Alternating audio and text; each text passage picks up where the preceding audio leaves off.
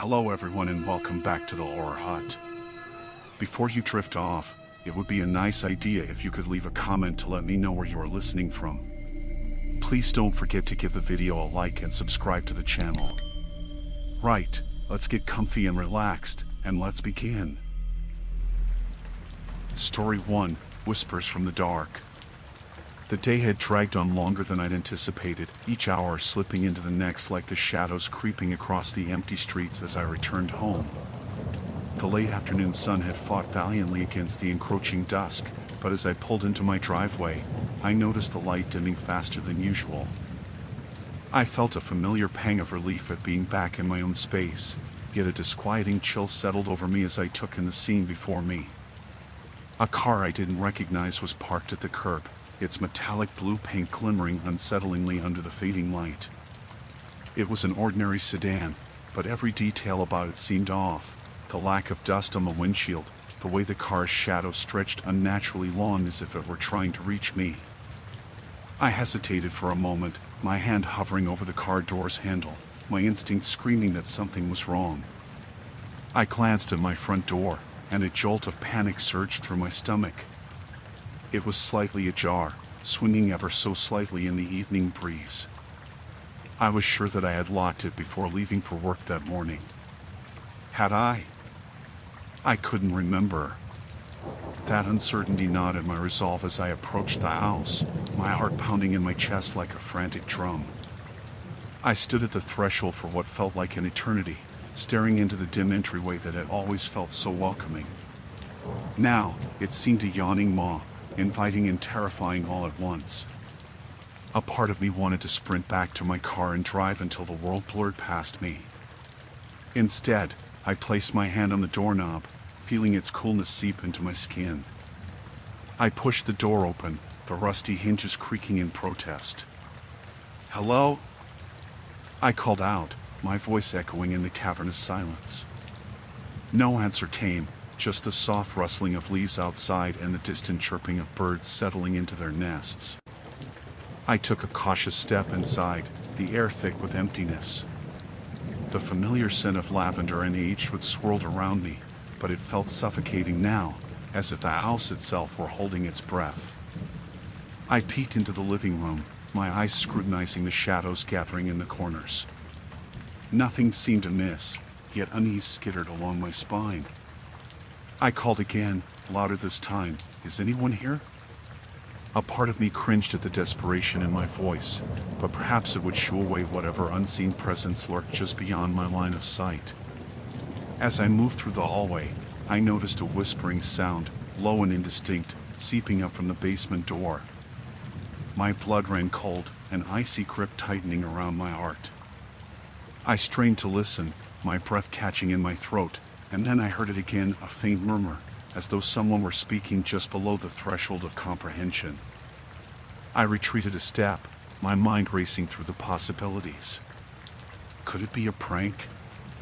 A misunderstanding? The basement had always frightened me with its dark corners and musty air, but this felt different. It felt intentional.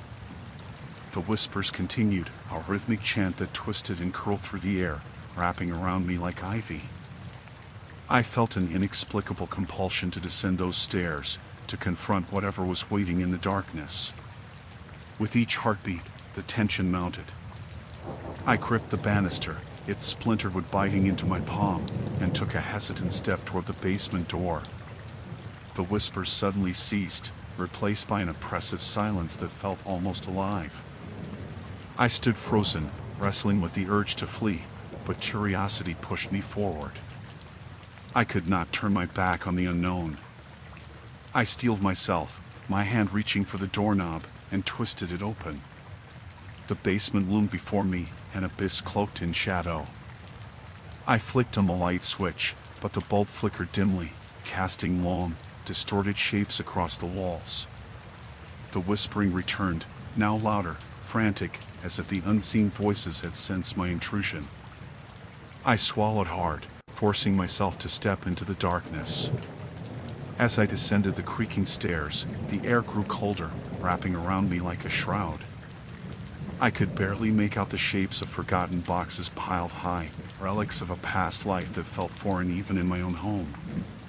The shadows danced, and I found myself questioning the very solidity of my surroundings. Was this truly my basement, or had I stumbled into another realm? Who's there? I tried to sound brave, but my voice trembled, betraying my fear. The whispers ceased again, swallowed by the silence. I strained my eyes, searching for movement among the boxes, but found only the oppressive stillness of the space. Then, a soft creak echoed behind me, a sound so quiet yet so stark against the stillness of the basement that it sent a shiver down my spine. I turned slowly, the hairs on my arms standing on end, and felt the weight of the darkness pressing against me. I wasn't alone. I could feel it in my bones. The dim light flickered again, and I caught a glimpse of something, a shadow flitting past the corner of my eye. My breath quickened, each inhale a frantic gasp as I tried to convince myself that my eyes were playing tricks on me. The whispering returned, this time more insistent, as if beckoning me deeper into the recesses of my own home. I hesitated, torn between the primal urge to flee and the gnawing question of what awaited me in the dark. Someone or something had been waiting for me, lurking in the shadows, and I had unwittingly walked right into its embrace. The air was thick with a damp chill as I stepped out of my car, my heels clacking against the asphalt. The late autumn sun was dipping behind the horizon, leaving a smattering of indigo across the sky. I had hoped to return to a quiet evening, exhausted from a long day at work. Yet, as I approached my front door, my pulse quickened. The door stood slightly ajar, an eerie invitation into the unknown. A strange car idled at the curb, its darkened windows shielding any occupants from my view. My heart raced. I thought about my neighbors, how they would have greeted me if they were home. Instinctively, I reached for my phone but hesitated. Who would I even call? I had no idea who might be lurking in the shadows of my own home. Get a grip, I muttered to myself, forcing my hand to the door. It swung open with a soft creak, the chill of the inside air wrapping around me like a heavy cloak. I held my breath, the stillness wrapping around me. The faint smell of something metallic lingered, but I couldn't place it. Was I imagining things? Hello? I called, the word echoing back at me, swallowed by the house. No response. Just the silence of the evening settling in. I stepped inside, moving cautiously, my breath catching in my throat as I peered into the darkness.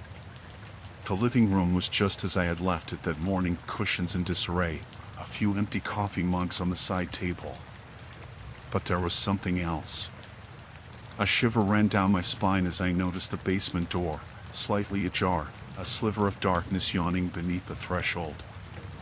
I could hear it now, soft whispering, barely audible but unmistakable. My heart raced.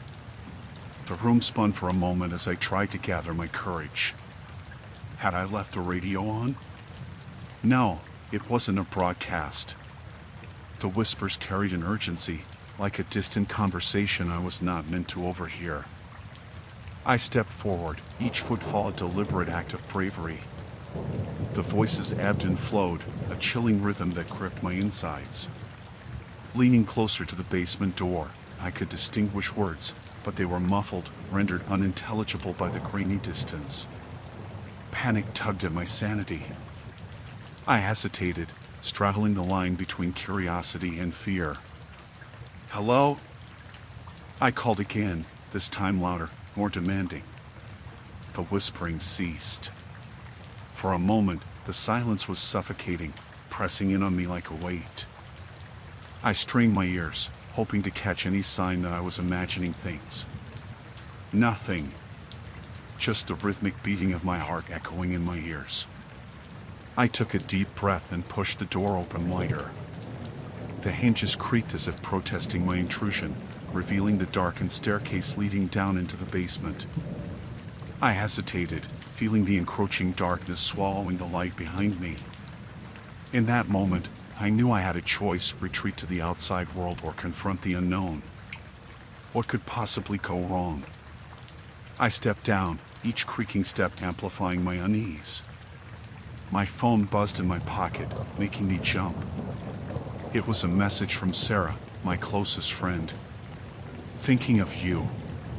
Call me if you need anything."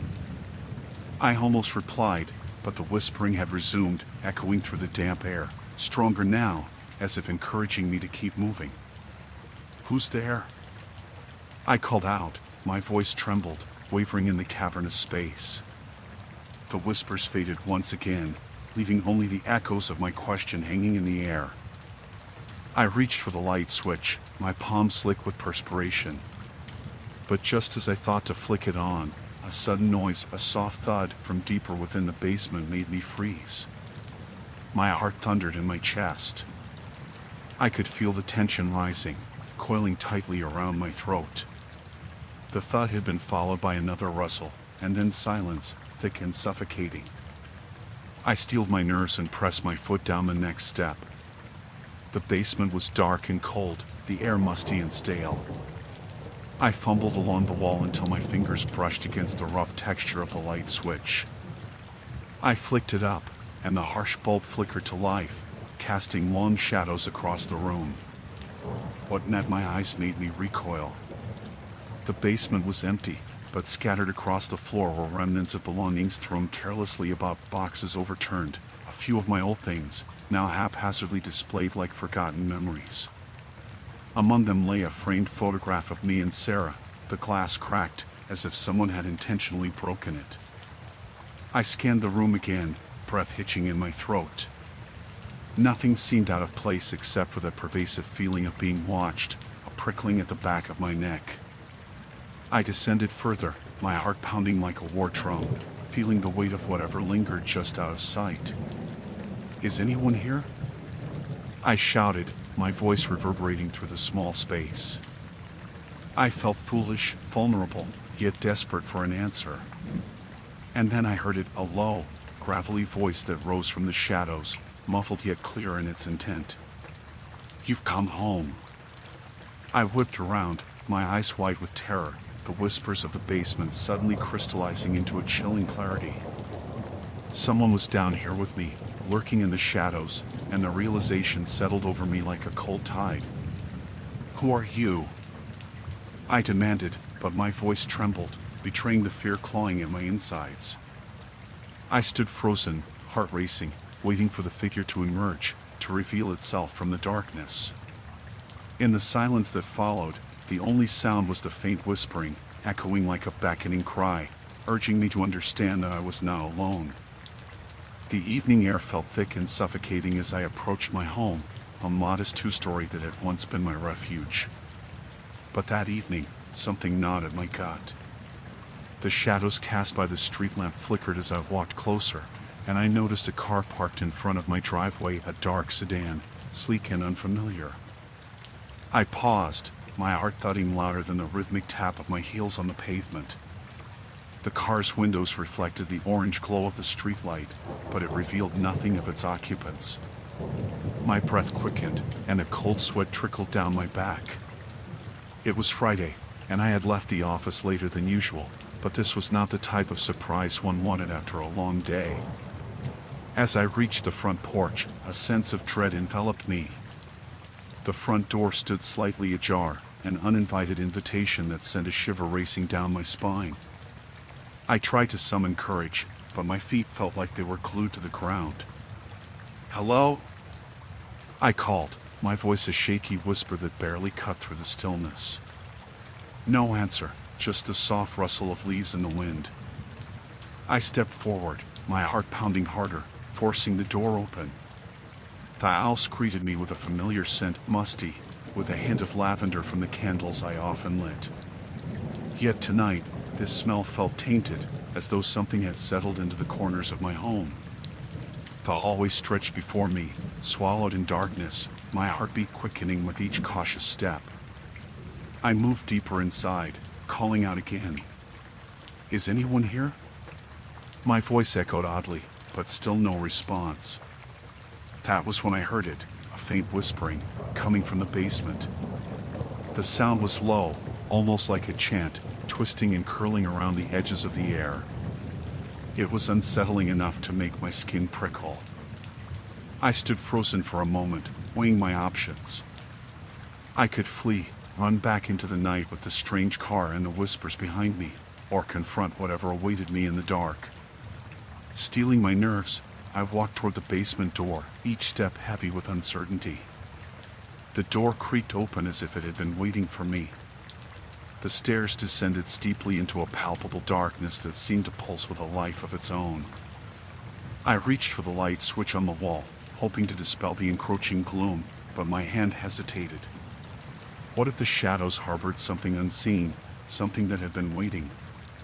I took a deep breath, forcing myself to move, and flicked the switch. The light flickered briefly, illuminating the basement's concrete walls and revealing nothing but old boxes and cobwebs.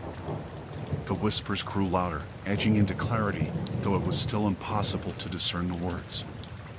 My heart raced, the sound gripping me tighter than the fear clawing at my throat. "Who's there?" I shouted, my voice a trembling accusation against the silence. I took a step down, the stairs groaning under my weight, and the whispers abruptly ceased. An uncanny stillness fell over the space, hanging thick like fog, pressing against my senses. I strained to hear anything, a breath, a shuffle, but the silence was deafening. That was when I saw it, a shadow flitting across the far wall, quick and deliberate, as if it had been caught in the act of hiding. I stumbled backward, my hand gripping the rail tightly as I turned to flee, but a low, almost melodic voice rose from the abyss of darkness. "Stay. I've been waiting for you." The words wrapped around me, heavy and intoxicating, halting my flight. A chill ran through me, a sickening mix of dread and morbid curiosity. "What do you want?"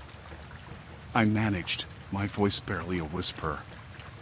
"Everything," the voice replied, smooth and chilling, a sinister calm that threatened to shatter my resolve. "I've watched you. I know your secrets." My breath caught in my throat. The shadows shifted again, and I thought I caught a glimpse of movement, a figure, humanoid yet indistinct, lurking just beyond the edge of the light. With every fiber of my being, I wanted to flee, to escape the suffocating darkness and the promise of terror it held. But I was rooted to the spot, paralyzed by fear and an inexplicable urge to know more. "Who are you?" I asked, forcing the words out despite the tremor in my voice. "Just a friend," the figure crooned, stepping into the light for a brief moment. An outline emerged, tall and thin, with eyes that glimmered like sharpened glass. It was then that I recognized the features, twisted and warped in the light, but unmistakable. A face I had thought forever lost. "Emily?" I gasped, the name a whisper choked with shock. "Did you forget me so easily?" the specter taunted, taking another step forward, the light flickering dangerously. My heart raced as I stumbled back, the memories flooding my mind, a name I had buried, a past I had tried to forget. Could it really be her? The friend I had lost in that terrible accident years ago? Everything about this felt wrong, the disarray of the basement, the whispers, the haunting presence. I clung to the railing, my mind scrambling to process the reality of what stood before me. As the last glimmer of light flickered and dimmed, plunging me back into darkness, I realized that there was no escaping the truth. Some visitors linger far beyond the grave. As I stood on the cracked pavement of my driveway, the sun dipped below the horizon, casting elongated shadows that danced across the front yard. A strange car sat in front of my house, its sleek, dark form an unwelcome anomaly among the familiar clutter of my neighborhood. The driver's seat was empty, yet it felt as if someone had just vacated it, leaving the smell of fear lingering like a stale perfume. My heart quickened, its rhythm drumming in my ears. I focused on the front door, barely ajar. A chill ran through me, tightening my throat. I was certain I had locked it. Hadn't I? My mind raced back to the morning routine, the frantic last-minute search for my car keys. It seemed trivial now, but I could almost picture myself double-checking the lock, the reassuring click echoing in the silence of the house. With a deep breath, I approached the door, the wooden frame seeming to loom larger with each step. The late evening breeze carried whispers, but no sound dared to breach the stillness around the house. I pushed the door gently, and it creaked in protest, revealing a sliver of darkened entryway that felt like a mouth waiting to swallow me whole. "Hello?"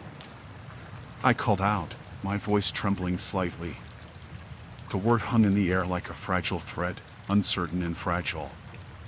No answer came, only the soft rustling of something in the stillness beyond. The house was darker than I remembered, the late afternoon light fading quickly. I flipped on the hall light, but its comforting glow did little to chase away the shadows crowding the corners. I stepped inside, hesitating at the threshold. "Is anyone here?" I tried again, my voice steadier this time, though I could feel the cold touch of dread creeping up my spine. There was a rustle from the basement, a quiet murmur that sent a jolt through me. It was too soft to discern words, yet the tone was unmistakable. Someone was down there, in the dark. I had never liked the basement. It felt like a forgotten grave of old boxes and half-remembered memories, but now it felt like a pit of despair, a maw ready to consume anything that stepped too close. I stood frozen, rooted by instinct, but curiosity prodded at me like a sharp needle. I cautiously approached the basement door, hesitating as my hand gripped the cold metal railing. The whispers grew louder, more distinct, swirling up the stairs like tendrils of smoke. I strained to listen, but the words remained just out of reach, teasing me with their murky intent. Taking one last breath, I pushed the door open, the creak echoing like a scream in the silence. The stairs descended into darkness, the chill wrapping around me like a shroud. My heart raced, each thump echoing in the cavernous space. I felt an invisible weight pressing down on my chest, urging me to turn back, to escape while I still could. "Please," I whispered, hardly able to hear my own voice above the growing whispers. "Who's down there?" Silence enveloped me for a moment, stretching painfully, before a low voice replied, barely above a whisper, "You shouldn't have come home." A shiver coursed through me, pooling in my stomach.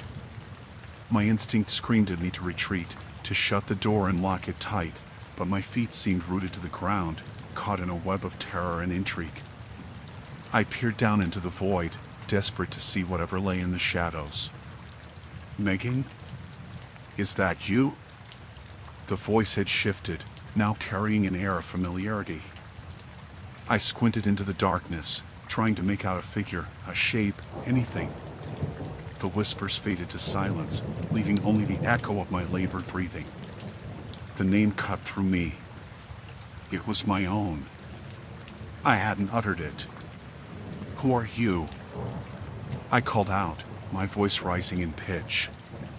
The air felt charged with tension, a low hum that settled heavily in the pit of my stomach. "What do you want?" Silence again, but the darkness seemed to shift, coalescing into something tangible. I thought I saw glimmer eyes. No, it was just my imagination playing tricks in the dim light. Suddenly, I felt it, the unmistakable sensation of being watched, a prickling awareness that crawled across my skin. I backed away, stumbling up the steps, but the voice called again, softer this time, almost soothing. "Stay. You need to see." And then I saw a flash of movement, a silhouette flickering just beyond the reach of the light. My pulse quickened like a trapped bird, the urge to flee gripping me hard, but a morbid curiosity held me still. I summoned every ounce of courage and flicked on the basement light switch. The bulb sputtered to life, casting a harsh glow over my cluttered storage space. My breath hitched as I stepped cautiously down the last few stairs, the light illuminating the corners I had always avoided. The basement was empty, or so it seemed, until I noticed a figure huddled in the far corner, half hidden beneath a tattered blanket. My heart sank. It was unmistakably human, but the shape was curled in on itself, as if it were trying to disappear altogether. Who are you? I asked again, my voice trembling as fear and confusion twisted together in the pit of my stomach. The figure shifted, and I caught a glimpse of matted hair, smudged skin, and a wild glint in wide eyes that reflected my own terror back at me. You left us, the voice gasped, rasping like gravel, echoing through the silence. You left me. I trembled, stepping back instinctively, the realization crashing over me like icy water. I staggered away, feeling the door frame solid against my back. Get away from me. I shouted, panic lacing my words as I struggled to find my footing in the chaos. But the figure only crawled closer, its voice a haunting whisper that filled the space. I came back for you. You can't leave again. Something inside me snapped, and I turned to flee, racing up the stairs, the darkness clawing at my heels, desperate to reclaim me. As I slammed the basement door shut, I could still hear the twisted whispers curling through the cracks, echoing in my mind, leaving me to wonder if I would ever feel safe in my house again. As I turned the corner onto my street, the sun dipped behind the trees, casting elongated shadows across the pavement. The warmth of the early autumn day lingered in the air, but a shiver ran down my spine. I noticed a car I did not recognize parked in front of my house, its dark paint gleaming ominously in the fading light. My heart raced, each beat echoing the anxious whispers of my thoughts. I pulled my keys from my bag, their metallic clinking punctuating the eerie silence that enveloped my surroundings. The front door stood slightly ajar, a small gap that seemed to breathe with the shadows of the evening. A rush of adrenaline surged through me, and instinctively, I stepped back, my breath caught in my throat. Had I forgotten to lock it?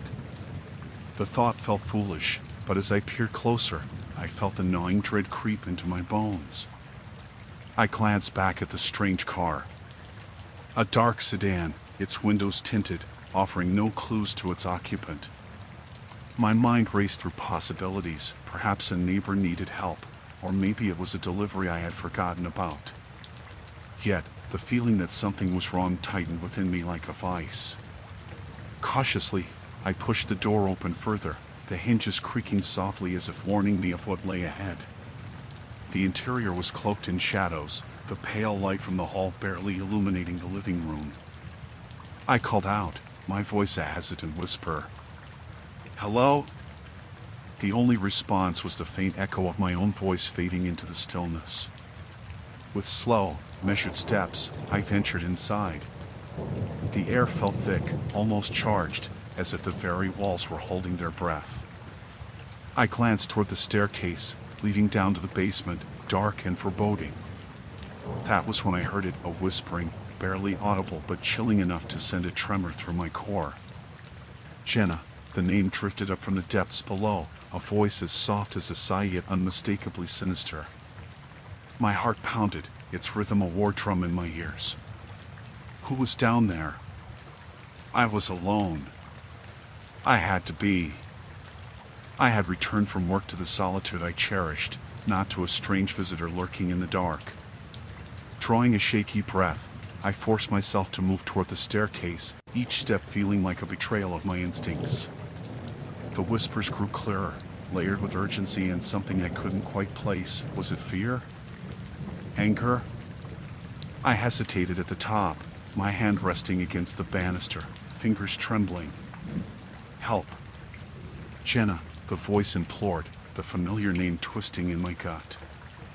I wanted to turn and run, but something anchored me in place, some morbid curiosity mingled with dread. What could possibly be waiting for me below? I descended slowly, each creak of the stairs echoing like a gunshot in the silence. As I reached the bottom, I felt the air change thicker, colder, and infused with a sense of impending doom. The whispering faded to a hush, leaving only the sound of my own ragged breath as I stood on the landing, staring into the darkness of the basement. Is anyone there? I called, my voice barely above a whisper, swallowed whole by the shadows. The only response was the soft rustle of something shifting in the dark. My pulse quickened, a wild rhythm echoing the inner chaos as I fumbled in my bag for my phone, the light from the screen cutting through the darkness like a knife. When the beam illuminated the basement, it revealed nothing more than tangled boxes and scattered tools. I stepped further in, the beam of my phone trembling as I swept it across the space. Cobwebs hummed from the ceiling, and the air smelled stale, untouched. Then, a flicker of movement caught my eye. I spun around, shining the light toward the far corner of the basement. There, amid the shadows, stood a figure, a person, or what looked like a person, shrouded in darkness. My heart stuttered, the fear coiling around me like a serpent. "Who are you?" I demanded, the bravado in my voice almost palpable despite the terror brewing within me. The figure didn't answer, but a sinister smile spread across their face, illuminating the features that were obscured in the gloom. Their eyes glinted like shards of glass, sharp and unyielding, and I felt a chill creep up my spine. "Waiting for you," they finally replied, their voice resonating with a strange familiarity that sent waves of nausea through me. It twisted within me like a knife. I stumbled back, adrenaline coursing through my veins as I considered my options. I had to get out of there. I turned, sprinting toward the stairs, only to feel the heavy weight of the figure behind me closing in. Their breath brushed against my neck, cold and suffocating. "Jenna," the whisper curled around my name, a snake coiling tighter, squeezing the breath from my lungs. I burst up the stairs, my heart pounding louder than the heavy footsteps that followed me. I reached the top and slammed the door behind me, locking it with trembling hands. My thoughts raced as I leaned against the barrier, chest heaving. What had happened? Who was that person? I backed away from the door, glancing around the dimly lit living room, desperately seeking a weapon, anything to defend myself. My mind was a chaotic whirlwind, filled with questions and dread. I couldn't stay here. I had to leave. The whispers still echoed in my mind as I grabbed my keys and bolted for the front door, ready to face whatever nightmare lay outside.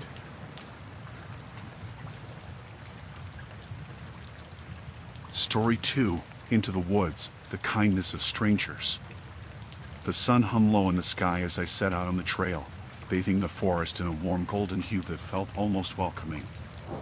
I had decided to take a break from the city's chaos and venture into the solitude of the woods, hoping to find clarity amid the towering pines and the rustling leaves. Little did I know that the serenity I craved would soon dissolve into something entirely different. The air was crisp as I hiked deeper into the wilderness, the trail narrowing and twisting like a living thing. My feet crunched over the fallen leaves, and the scent of damp earth filled my lungs.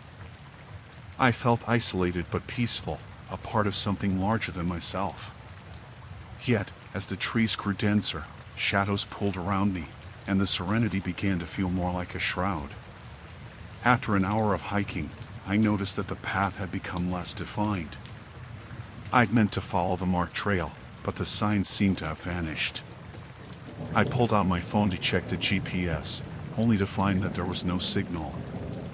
I cursed under my breath, a knot beginning to form in my stomach. Had I wandered off course?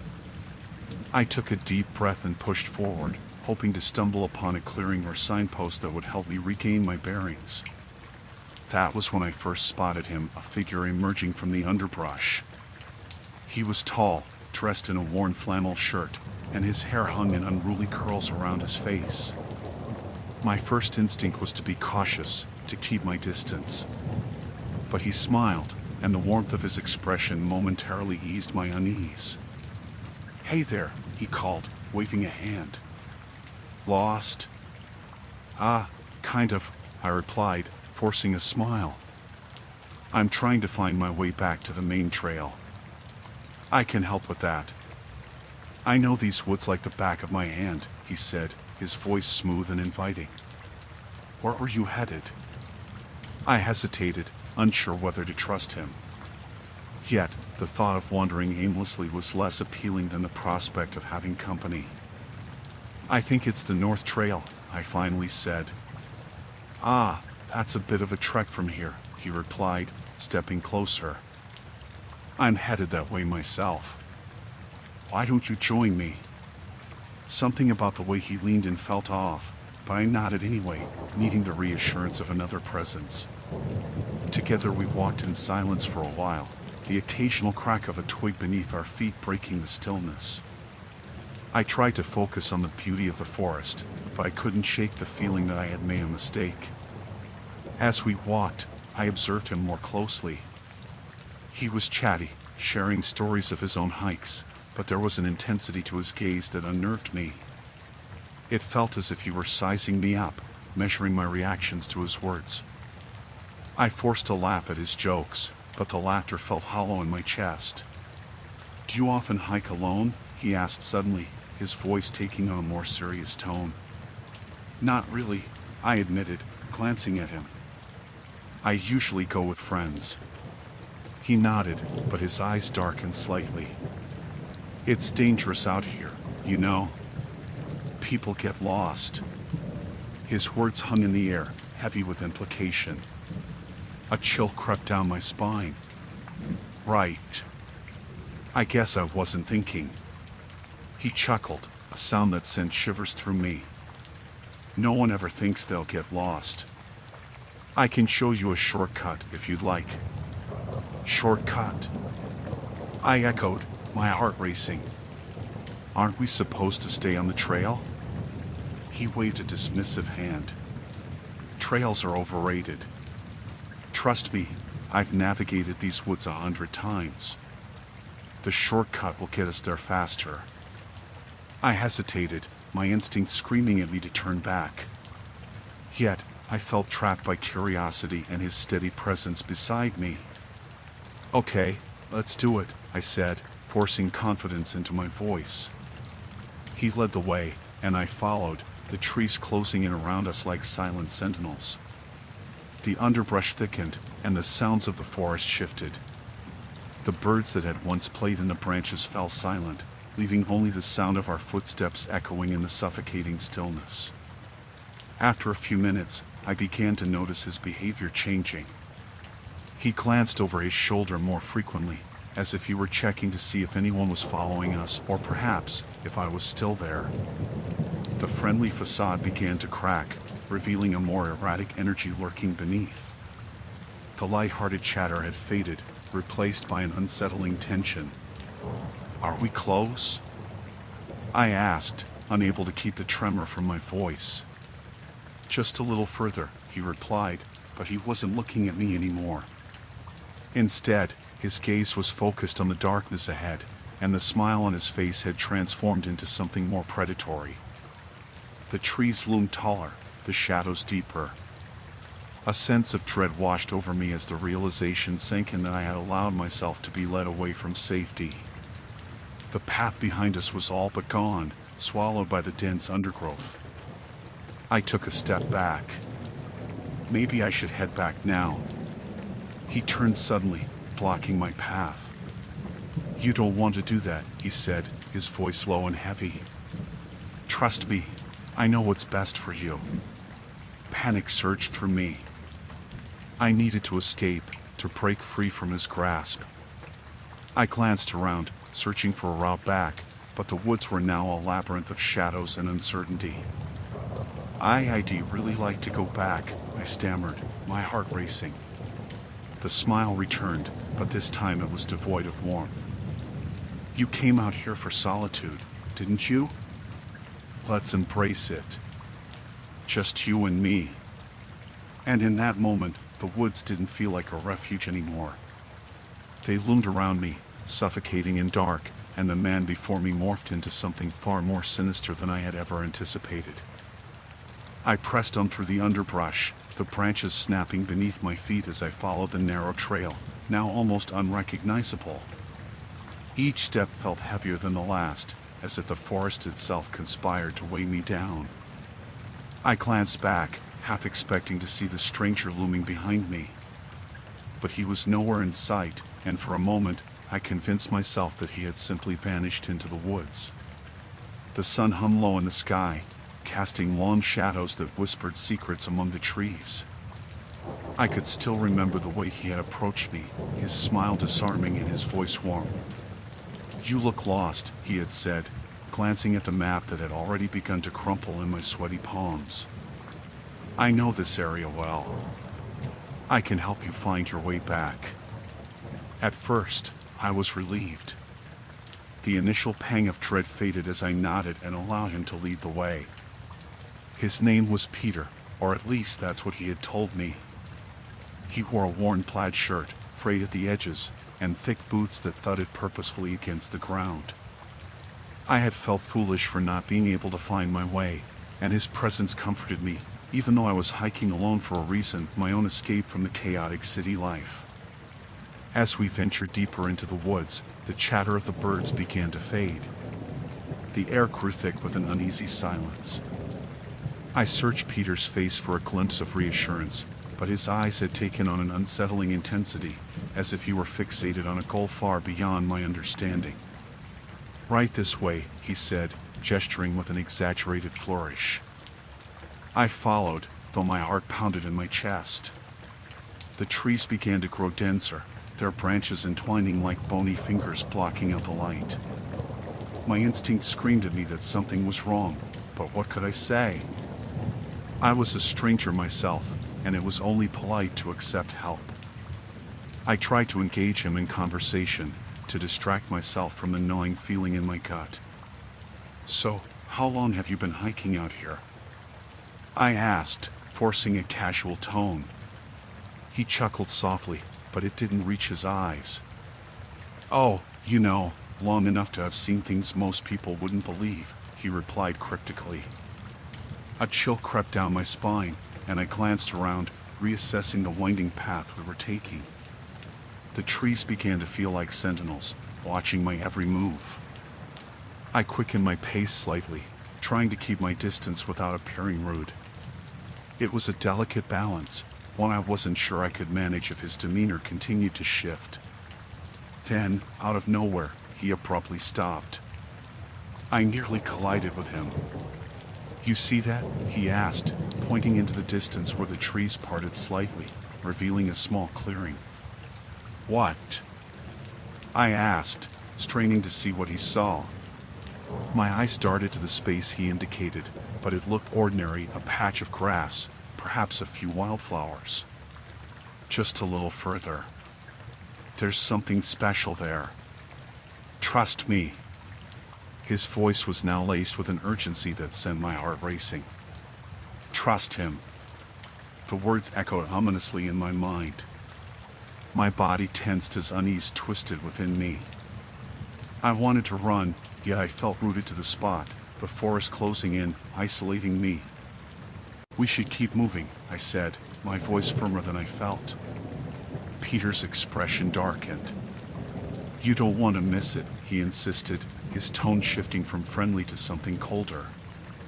I looked around, the forest now looming oppressively.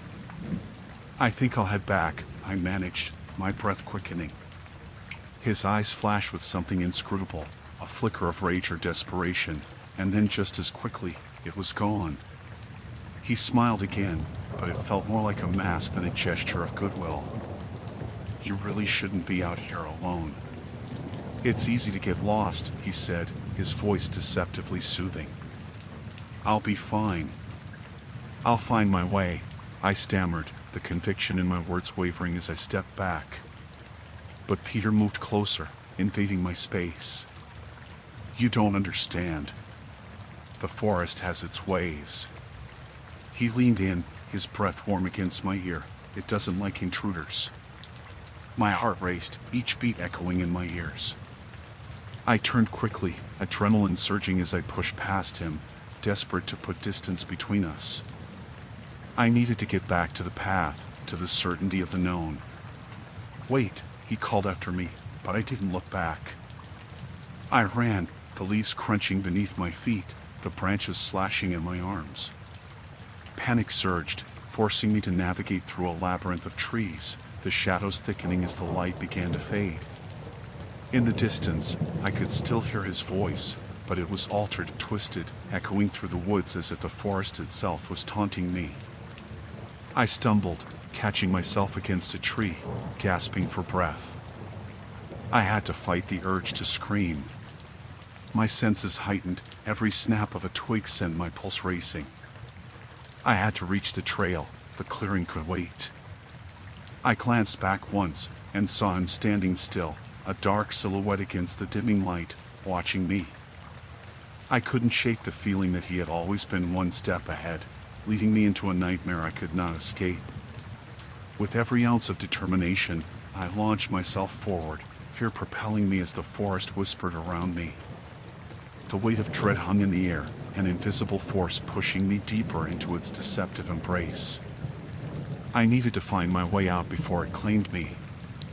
The sun hung low in the sky, casting long shadows that danced among the trees as I trudged deeper into the woods. Each step felt heavier, the branches clawing at my jacket as if trying to pull me back.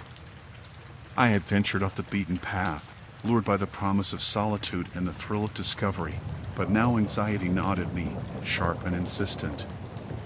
I had lost track of time, and the sense of isolation was thickening around me like fog. When I'd first encountered the stranger, I had felt an instant wave of relief.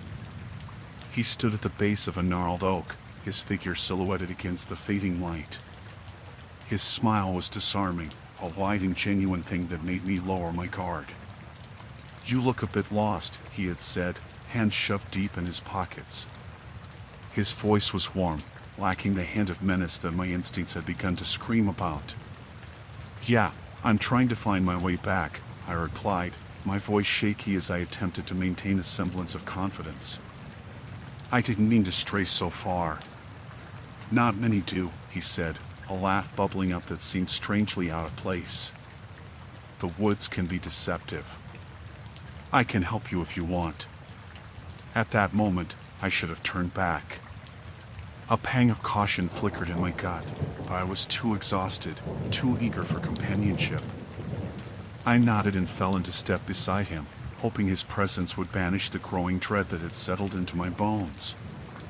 As we walked, I tried to engage him in conversation. I asked about the trails and his favorite spots in the forest. He answered readily, his tales animated and full of life. But with each passing minute, I noticed small things. The way his laughter had a nervous edge, how his gaze darted toward the horizon as if it held some unspoken secret. Shadows lurked in his eyes, and I began to feel like an intruder on his thoughts.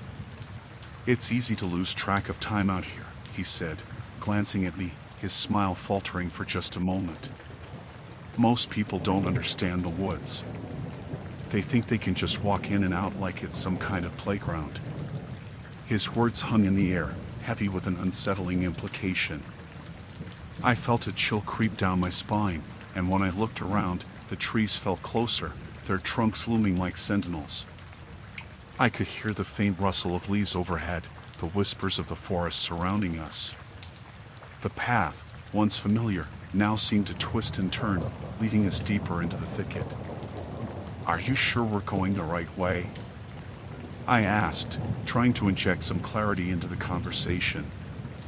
"Oh, definitely," he replied too quickly, his voice losing its earlier warmth. "Trust me. I know these woods better than anyone." He chuckled again, but this time it sounded forced, like a mask slipping. An unsettling silence followed, one that stretched too long and made my heart race. I quickened my pace, but he matched me effortlessly, his strides long and purposeful. He began to recount tales of hikers who had vanished, their cries echoing in the darkness. His words sank in like daggers. I tried to laugh it off, dismissing it as morbid humor, but when I glanced at him, his eyes sparkled with a strange fervor that turned my stomach. "It's exhilarating, you know," he said, his voice barely above a whisper. "Being lost in the woods. The thrill of the unknown. Most people can't handle it." His gaze bore into me, a challenge hidden beneath layers of charm. "But you're not like them, are you?" I hesitated, caught between the urge to reassure him and the instinct to run. "I just want to get back to my car," I managed to say, my throat dry as the words fell like stones. "Of course," he said, his smile returning, but it felt like a mask. "Just a little further." The trees seemed to close in around us, branches intertwining overhead, blocking out the last remnants of sunlight. My pulse quickened, and I felt an urgency rising within me. I needed to escape, but the thought of sprinting away felt childish and irrational. "Maybe we should turn back," I suggested, my voice trembling slightly. He stopped suddenly, pivoting to face me. The friendly facade shattered for an instant, revealing something wild and unhinged behind his eyes. "You don't want to do that," he warned, teeth gritted in a smile that showed too much. "We're almost there." "Where?" I asked, my voice barely a whisper. The air crackled with tension, and I felt it, the primal instinct to flee coursing through my veins. "Somewhere special," he replied, his tone low and inviting, but it sent a jolt of fear through me. I took a step back, my mind racing with thoughts of escape. I thought of my phone, the comforting glow of a screen that now felt like a distant dream. "I really need to go," I said, my words coming out faster now. He took a step forward, and I stumbled back instinctively. "You'll regret it if you do," he warned, his voice dropping to a low hiss. "They won't let you leave." In that moment, the reality of my situation hit me like a tidal wave. The woods had transformed into a living entity, a maze designed to ensnare me. Panic surged within me, and I turned on my heel, running. The sound of my heart pounding drowned out everything else. I could feel his presence behind me, a predator stalking its prey. With branches whipping against my face, I sprinted down the path, desperation fueling my legs. The trees loomed ominously, twisting as I ran, the certainty of my direction slipping away. Behind me, the stranger laughed, a sound that echoed in the hollow silence of the woods, and it was a laugh devoid of humanity. I ran until my lungs burned, until the world blurred around me. I had to escape. I had to find my way back. But the woods, alive and hungry, had other plans. The sun had begun its slow descent beneath the horizon, casting long shadows that danced wickedly among the gnarled trees. I could feel the shift in the air, the temperature dropping, the forest around me growing eerily quiet. I glanced at the stranger as we walked, still grappling with the gnawing feeling in my gut. The man had introduced himself as Ethan, his smile wide and disarming, but there was something unsettling about how quickly he had appeared. I had thought him harmless, but beneath his friendly exterior, I sensed a darkness lurking just out of sight. "Not much further," Ethan said, his voice amiable, yet somehow strained, like a frayed string on a violin. He led the way, occasionally glancing over his shoulder, his brown eyes glinting oddly in the waning light. I nodded, though I wasn't entirely convinced. Every step I took felt like it was pulling me deeper into an unseen trap. We had been walking for what felt like hours, though I had no way to measure time in this shadowed labyrinth. I recalled the winding paths I had taken, the reassuring chirping of crickets that now lay stilled. "Do you hike here often?" I asked, trying to maintain a conversational thread, though my heart thudded in anxiety. "Yeah, it's my escape." He shrugged, pushing back a stray lock of hair that fell across his forehead. "You know how it is. The noise of the world can drive a person mad." His voice had a poet's lilt, but the words seemed to carry a weight that pressed upon me. "Right. Just looking for a bit of peace," I replied, forcing a smile that felt more like a grimace. I had come here to clear my head, to step away from the chaos of my life, but this was not what I had envisioned. "You're familiar with these trails, then?" "More than most." There was a fleeting shadow that passed over his face, something sharp and jagged that made me shiver. "I know the backwoods real well." I studied him, those kind eyes suddenly seeming less inviting, more predatory. The way he held his posture, even now as we walked, made me uneasy. It felt as though he was gauging my reactions, weighing my fear against some unfathomable motive. Should we head back? I suggested, forcing my voice to remain steady. I think I've wandered far enough. He stopped abruptly and turned to face me, his expression shifting from congenial to something more intense. You're not in any hurry, are you? The best parts of the woods are just ahead. His words dripped like honey, sweet and thick, but the undertone was enough to send a shiver racing down my spine. I hesitated, my instinct screaming that I was being lured. Actually, I should really be going, I said more firmly now, stepping back. The forest seemed to shift around me, the shadows lengthening and spreading like ink on paper. I appreciate your help, but I think I'll find my way from here. Ethan's expression soured, just a fraction, but it was enough for me to take a step back. You don't want to go that way. His tone was deceptively calm, but the glint in his eyes told of something darker. The trails can be confusing, especially when it gets dark. You might get lost. You wouldn't want that, would you? A chill crept up my spine as I forced myself to turn and head back the way we had come.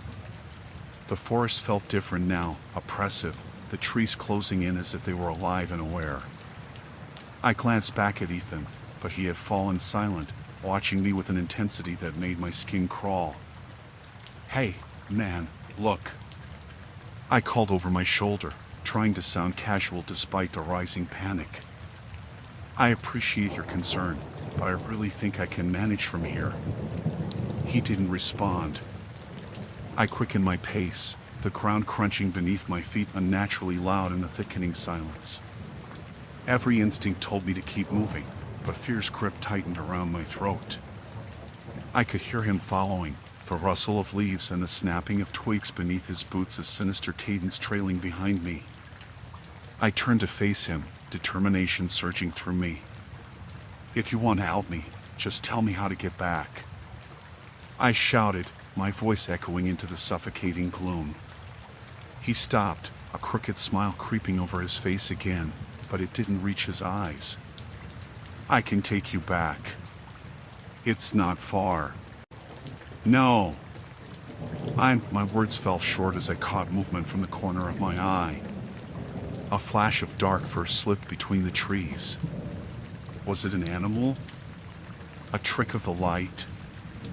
I felt my heart race again, urging me to flee.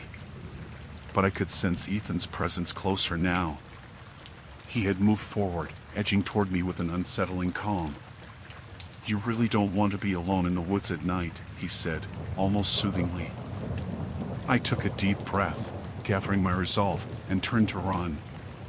The forest erupted around me, branches reaching out like skeletal hands as I navigated the thinning light. I could hear Ethan's footsteps pounding behind me, gaining ground with every desperate stride. Panic surged through me. I could not be lost, it couldn't end like this. I stumbled forward, pushing through the underbrush, the world narrowing down to a singular focus, escape. I didn't dare look back. I felt his presence hot on my heels, a predator stalking its prey. As I ran, I caught sight of something ahead, an opening, perhaps a clearing. But the realization came too late. I had lost all sense of direction, and the treachery of the forest closed in around me, isolating me in the dark, where shadows lurked and innocence turned to fear. The sun hung low in the sky, casting elongated shadows that crept like secrets through the trees.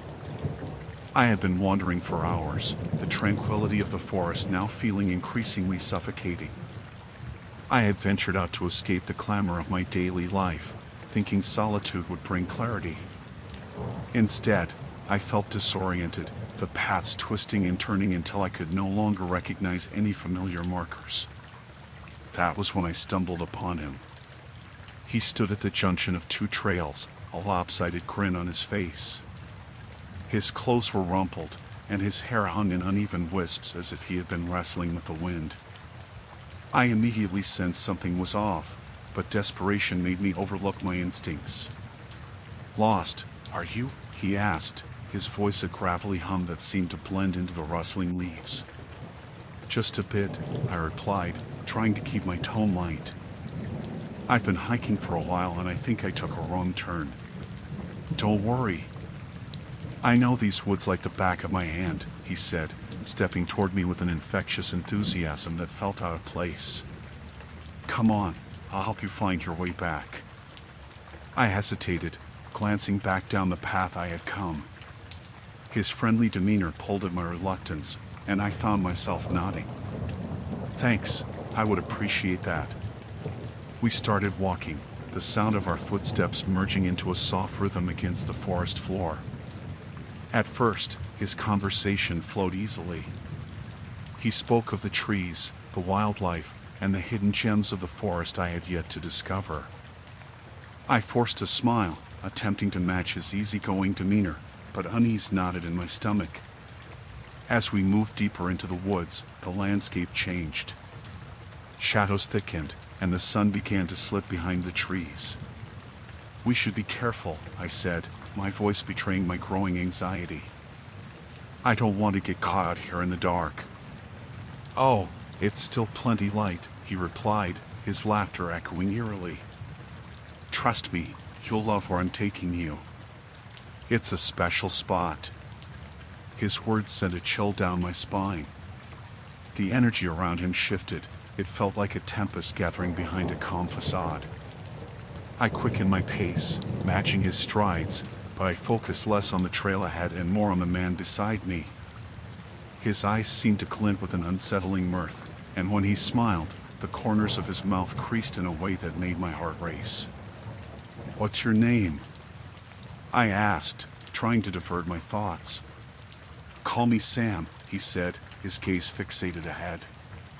But I'm not important. This place is. It's magical if you know where to look. I nodded, forcing the words from my throat. Magical, right. The trail narrowed, the trees closing in around us like sentinels. A whisper of wind passed through the branches, and for a brief moment, I thought I heard laughter, not ours, but something distant and cruel. I tried to shake off the feeling, reminding myself that it was just the wind, that it was just the forest playing tricks. Are you sure we're going the right way? I ventured, my voice laced with uncertainty. Absolutely, he replied too quickly, his enthusiasm now a jarring contrast to the tightening silence around us. Just a little further. The path sloped downhill, and I clutched the rough bark of a nearby tree for balance.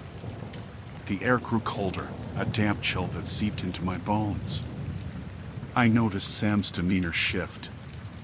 His explanations became fragmented, his laughter more sporadic, like dry leaves skittering across the forest floor. I could no longer ignore the sinking feeling that I was being led astray. Are you sure you're not lost too? I asked, trying to keep my tone light. Lost? No, he replied, his smile faltering for the first time. You might be, though. I felt a swell of panic bubble inside me. Maybe we should just head back. Sam stopped suddenly, turning to face me with an intensity that froze the words in my throat. Back? But we're almost there. You'll love it, I promise. There was a flicker of something dark in his eyes, a fleeting shadow that made my skin prickle. No, really, I think. But before I could finish, he grabbed my arm tightly, the grip startlingly strong. You need to trust me. There's so much beauty ahead. I yanked my arm away, adrenaline kicking in. Let go of me. His eyes widened, a strange mix of surprise and anger flashing across his face. For a moment, he looked almost vulnerable, but in the next instant, he was back to that infectious grin, though it now seemed forced. You don't understand, he said, his voice low and urgent. I can't let you leave yet. The forest loomed, the shadows deepening as I took a step back, heart pounding. I turned, searching for the path back, but all traces of familiarity had vanished. The trees stood like silent witnesses as I felt the weight of his stare on my back, the air thick with unspoken threats. "Sam," I said, keeping my voice steady, "I think I need to go." "Why would you want to do that?" he asked, his tone shifting, simmering with an unholy glee. "It's only just beginning." I turned and ran, plunging deeper into the woods, branches clawing at my clothes as I fought my way through the suffocating darkness. The laughter echoed behind me, haunting and echoing, as the forest swallowed the last vestiges of daylight. I had come seeking solace, but now I was lost in a nightmare, and I had no idea how to wake up. Story 3: Whispers in the Dark. The fluorescent lights flickered above me, casting a cold, sterile glow across the empty corridors of St. Mary's Hospital. It was nearing midnight, and the rhythmic beeping of monitors blended into a monotonous lullaby, one that often lulled me into a false sense of security. I had settled into my routine as a night nurse, the world quieting down around me while the patients slept, blissfully unaware of the shift change that came with the darkness. It was supposed to be just another night, but the air felt different that evening, charged with an unnameable tension. I pushed my hair back, tucking it behind my ear as I checked the chart of my patient in room 203. Mrs. Keller was a sweet, elderly woman, her frail body battling pneumonia. She had been on my watch for a few nights now, and I had grown fond of her stories about the town before the hospital was built, tales that felt like whispers of the past echoing through time. I smiled at her, and she returned the gesture, her eyes crinkling under the dim light. "You're looking tired, dear," she said, her voice a warm rasp. "You should take a break." I chuckled lightly, feeling the weight of sleep creeping into my bones. "I'll be fine, Mrs. Keller. Just a few more hours." As I moved toward the nurse's station, the phone rang, slicing through the quiet like a serrated knife. I hesitated, glancing at the clock at 12:15 a.m. The hospital knew better than to call at this hour unless it was urgent. I picked up the receiver, my heart racing with an unshakable feeling of foreboding. "St. Mary's Hospital, night shift. How can I help you?" I tried to sound professional, but my voice trembled slightly. Silence. The kind that seemed to stretch on forever, heavy and oppressive. Just as I was about to hang up, I heard a slow, deliberate breath on the other end of the line. It stole the air from my lungs, and I gripped the phone tighter. "Hello?" I asked, a hint of panic seeping into my words. The breathing continued, deep and ragged, and then it stopped as abruptly as it had begun. I pulled the phone away, staring at it as if it were a venomous snake. Had this been a prank? I rolled my eyes at the thought. Surely no one would be cruel enough to do that to a nurse working the night shift. Trying to shake off the unease, I logged into the computer and pulled up the night's charts, but my concentration was shattered. A chill crept down my spine as I glanced down the dimly lit corridor, the shadows pooling in the corners like dark water. Something felt wrong. I glanced back at my phone, its soft beep mocking me as it lay idle. I spent the next hour checking on patients, trying to drown out the uneasiness with routine. Mrs. Keller had fallen asleep, her soft snoring filling the room. I forced myself to check on the others. Mr. Thompson in 205 was stable, and the mother in 207 had a newborn that was sleeping peacefully. But no matter how busy I tried to keep myself, the heavy silence was deafening. At 1:30 a.m., the phone rang again.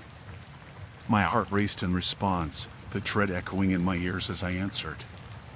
"St. Mary's Hospital, night shift," I said, my voice steadier than I felt. The breathing returned, closer this time, almost as if the caller were sitting in the shadows just outside my door. I felt my stomach lurch, and I pulled my chair closer to the desk, gazing around the empty waiting area. "Who is this?" I asked, trying to keep my voice even. "Just watching," came a whisper, barely audible, yet it slithered down my spine like icy fingers. The line went dead. I dropped the receiver, my breath quickening as I felt the adrenaline surge through me. Who was this? Why were they doing this? I locked the door to the nurse's station, feeling foolish yet compelled to protect myself. I paced, trying to calm the flutter of panic in my chest.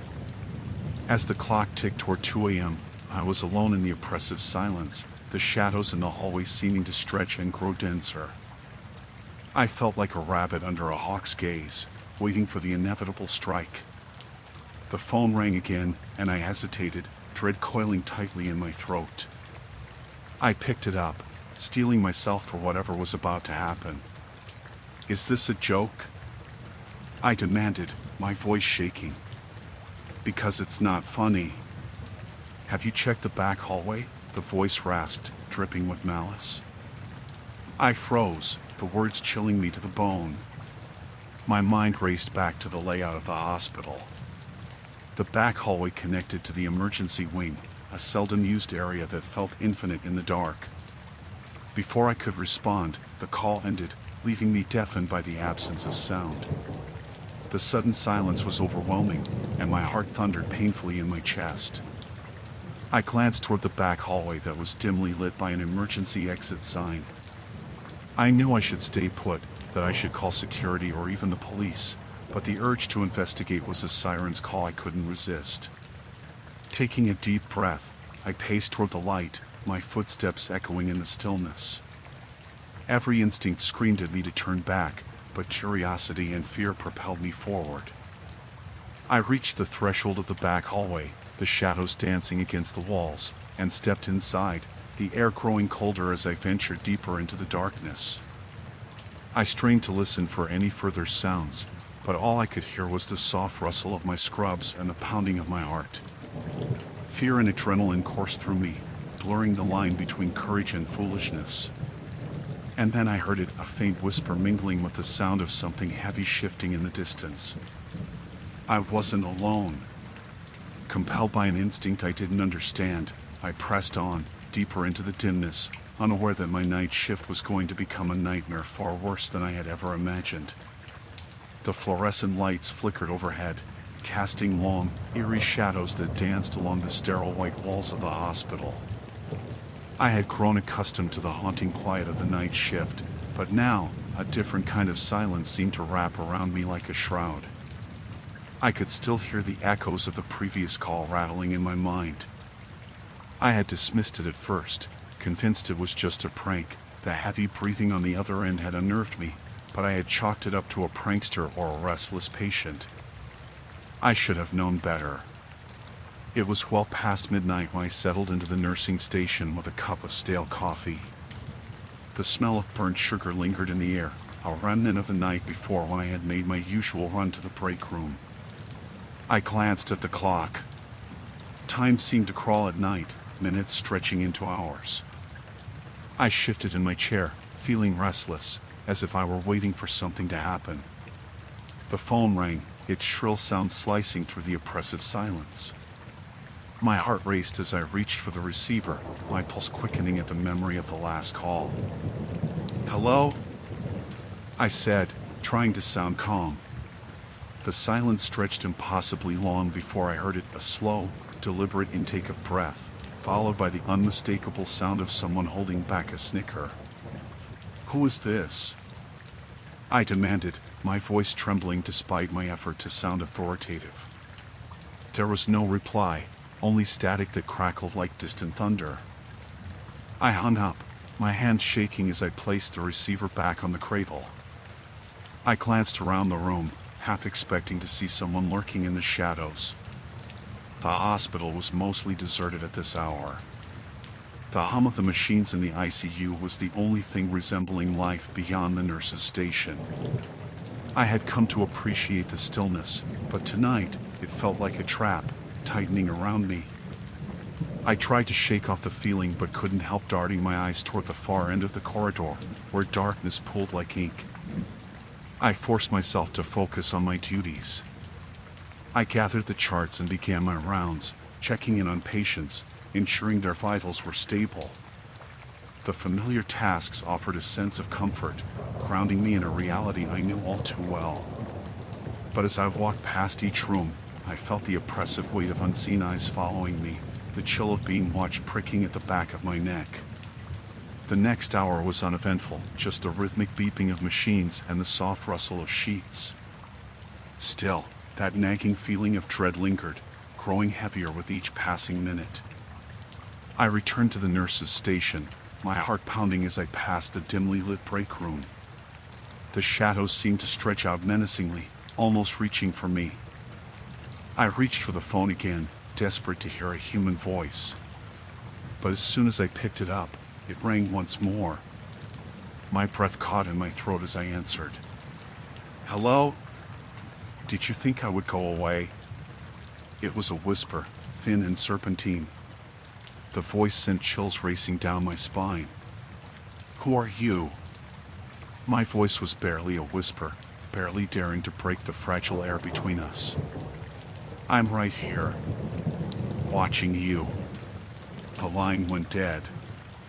I dropped the phone, my hands trembling uncontrollably. The shadowy corners of the room felt alive, shifting and moving as my imagination took hold. I glanced around, the cold reality settling in. I was alone in this vast building, surrounded by patients too sick to notice my fear. I needed to calm down. I forced myself to take a deep breath, reminding myself that I was a professional. But as I gathered my wits, I couldn't shake the sensation that I wasn't alone. It was as if something dark had seeped into the hospital, blurring the line between the living and the lurking. A sudden crash echoed from the kitchen, shattering the tension in the air. My heart leapt into my throat. I quickly grabbed a flashlight from the drawer and stepped toward the sound. Caution urged me to turn back, but curiosity clawed at me, pushing me forward. I crept down the hallway, each step echoing unnervingly in the stillness. As I approached the kitchen, I noticed the door was ajar, swinging slightly as if someone or something had recently rushed through. I pushed it open, the rusty hinges creaking in protest. The room was dark, the only illumination coming from the flickering lights above. I felt a rush of cold air, sending chills spiraling through me. "Hello?" I called out, my voice trembling. No response. I took a cautious step inside, scanning the area with my flashlight.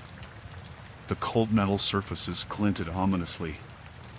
Then I saw it, the floor was littered with broken dishes, remnants of someone's careless haste. But there was no sign of another presence. It was quiet, too quiet. I turned to leave when a noise made me freeze. A faint shuffle echoed from the storage room. My breath quickened as I shone the flashlight in the direction of the sound. The beam illuminated the darkened doorway, revealing an unsettling shadow moving just beyond the threshold. I took a step back, my instinct screaming at me to run. Suddenly, the lights flickered again, plunging the room into darkness. Panic surged through my veins as I fumbled to switch the flashlight back on, my hands clammy and slick against the cold metal. When the light finally returned, the flicker revealed the door swinging shut, the darkness swallowing the storage room whole. I bolted back toward the nurse's station, every shadow twisting into something monstrous as I ran. I could hear my heart pounding in my ears, a relentless warning that I was not safe. As I reached my station, I slammed the door shut and locked it. I leaned against it, gasping for breath, my mind racing. I had to call someone. I grabbed the phone again, but it rang in response, the shrill sound almost mocking me. "Hello?" I breathed, prepared for whatever awaited me on the other end. Instead, all I heard was the chilling sound of laughter, a low, guttural sound that sent shivers down my spine. I hung up, realizing I was trapped within these walls, hunted by something unseen. My world narrowed to the small, flickering lamp on the desk, a fragile light in an ocean of darkness. The shadows pressed closer, and I understood this was only the beginning. The fluorescent lights above flickered ominously as I made my way down the dimly lit corridor, the stark white walls seemingly closing in around me. Shadows danced along the floor, cast by the swing of my scrub-clad legs. It was just past midnight, and as the night shift stretched on, the hospital settled into a familiar but eerie stillness. My heart raced more from the unsettling quiet than from the exhaustion that had begun to gnaw at my bones. I had signed up for nights, thinking I could handle the solitude and the late hours. The whispers of restless spirits in the hospital's older sections had always intrigued me. I had dismissed the tales of ghosts and shadowy figures as mere folklore until the phone call started. The first call had come just a few nights ago. I'd been in the supply room, restocking gauze. It was an ordinary evening, or so I thought. My phone buzzed in my pocket, and I fished it out, expecting a message from one of my colleagues. Instead, I was met with a suffocating silence. I had held my breath, waiting for a voice, but all I heard was heavy breathing. It had been disconcerting, and I had chalked it up to a prank. But it hadn't stopped there. The calls had escalated. Each night they became more frequent, more menacing. The second night, the voice had been raspy, almost a whisper, and it taunted me, repeating my name in a mocking cadence. I remembered how I had shivered, looking over my shoulder, half expecting to see the specter of my tormentor lurking behind a gurney. Tonight, as I walked into the nurse's station, I felt the weight of my dread settle like a stone in my stomach. I glanced at the clock, 12:21 a.m. The night was still young, and already I felt the gnawing anxiety rising within me. I poured myself a cup of bitter coffee, hoping the caffeine would help me stave off the fatigue. The night shifts were long, but I had always been able to cope with the solitude. Now, however, it felt like the very air around me pulsed with tension. With the phone in my pocket, I tried to focus on my duties. I checked the charts of the lightly snoring patients, peered into the examination rooms, and even made my rounds in the ICU. Each step echoed hauntingly in the sterile white halls. The silence was deafening. Around 1 a.m., just as I settled into a rhythm, my phone buzzed again. My heart dropped as I recognized the number on the screen, unknown. I hesitated, caught between instinct and curiosity. I answered, my voice shaky. "Hello?" Heavy breathing filled my ear, as familiar as it was chilling. My stomach twisted. I opened my mouth to speak, but the voice cut through the silence, a low, guttural hiss. "I see you." Panic surged through me. I slammed the phone down, wild-eyed, my breath coming in shallow gasps. I surged into the hallway, looking for someone. I called out, half expecting to see a fellow nurse or a doctor step around the corner, but the corridor remained empty. The shadows loomed like shadows always do, earnest yet mocking. I returned to the nurse's station, my hands trembling as I reached for the desk phone to report the threats, but I couldn't bring myself to dial. What would I say? That I was afraid of a phantom voice. The darkness felt wrapped around me, as if I were in an ethereal grasp. As I sat there, trying to gather my thoughts, a flicker of movement in the corner of my eye caught my attention. I turned sharply, expecting to see someone, but the hallway was deserted. My heart raced, and the flickering lights cast a long shadow that seemed to stretch toward me. The phone buzzed again. I recoiled, instinctively clutching the edge of the desk. This time, I didn't answer. I watched as the screen displayed the same unknown number. I was trapped in a cycle of anxiety, teetering on the brink of madness. I could feel the darkness accumulating, an almost tangible force pulling tightly around me. I couldn't stay here, not alone. Gathering my resolve, I grabbed my flashlight and made my way toward the utility closet, where I kept extra supplies. The hallway stretched before me, the lights buzzing with a life of their own. As I approached, a shadow flitted across the far end of the corridor. My heart stopped.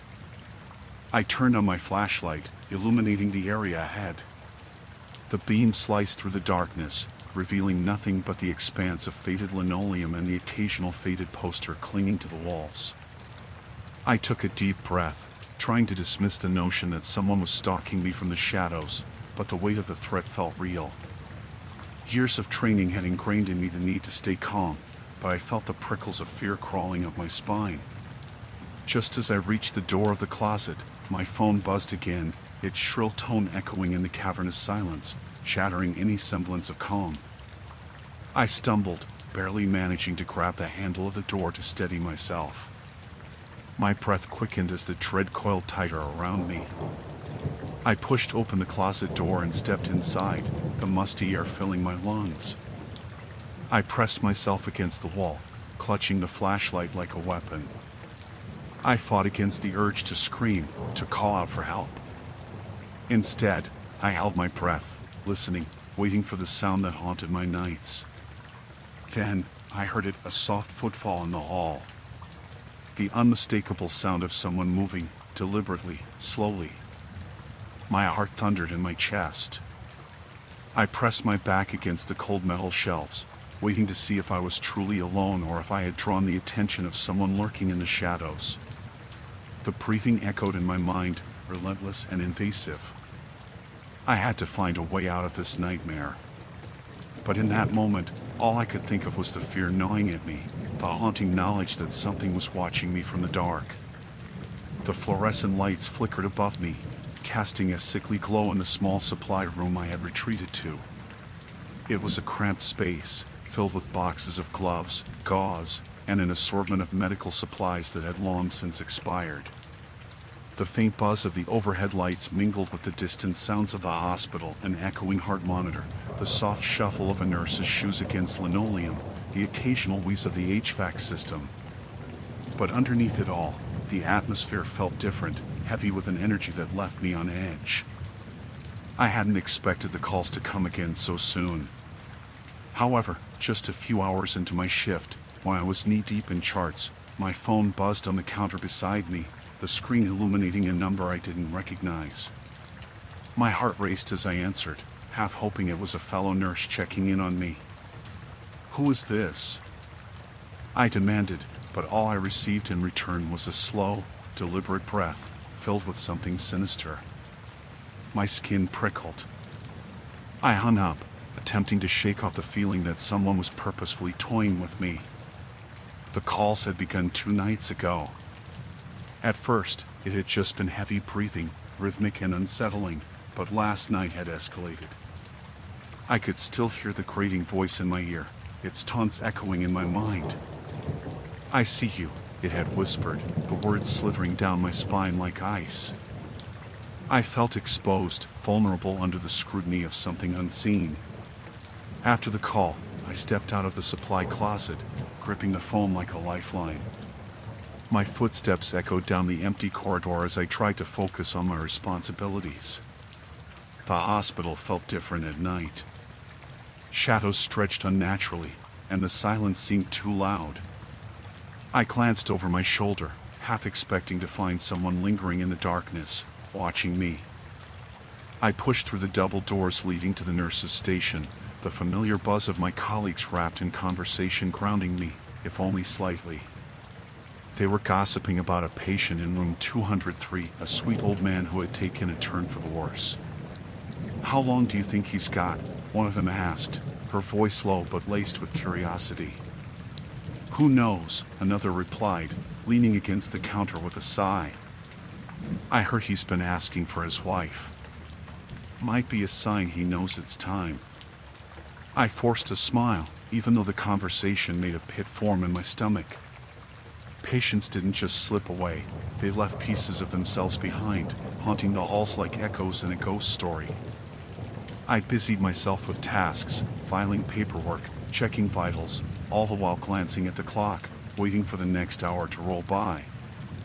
When the calls came again, I was alone in the break room, pouring a cup of coffee that did little to chase away the fatigue clinging to me like a second skin. My phone vibrated viciously against the table, and I felt my stomach drop. I hesitated, but the instinct to answer pulled me in. "What do you want?" I snapped, the tension boiling over. The voice was even lower this time, a gravely whisper that sent chills racing through me. You shouldn't be alone. I can see you. I slammed the phone down, knocking over the coffee cup. The hot liquid spilled like blood on the tile, marred by my panic. I could feel it, the sense of being watched, the weight of someone's gaze pressing down on me. I wanted to run, to hide, but my legs seemed rooted to the floor. I took a deep breath, forcing myself to regain composure. I wiped at the spill with trembling hands, the familiar beeping of the monitors outside the break room doing little to soothe my frayed nerves. I needed to tell someone, but who would believe me? The hospital was a labyrinth of stark white walls, echoing hallways, and patient rooms steeped in dread. It was almost like a character of its own, shifting shapes as the night deepened. I took a few calming breaths and stepped out into the corridor, the fluorescent lights flickering ominously above.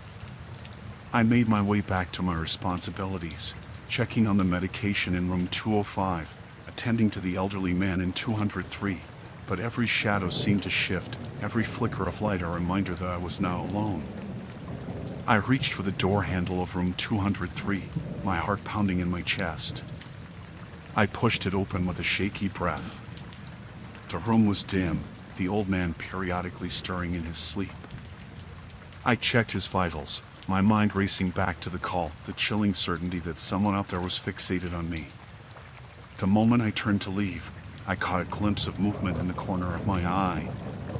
A figure, fleeting, disappearing into the shadowy hallway beyond. My breath hitched in my throat. I stepped quietly towards the door, peering into the corridor.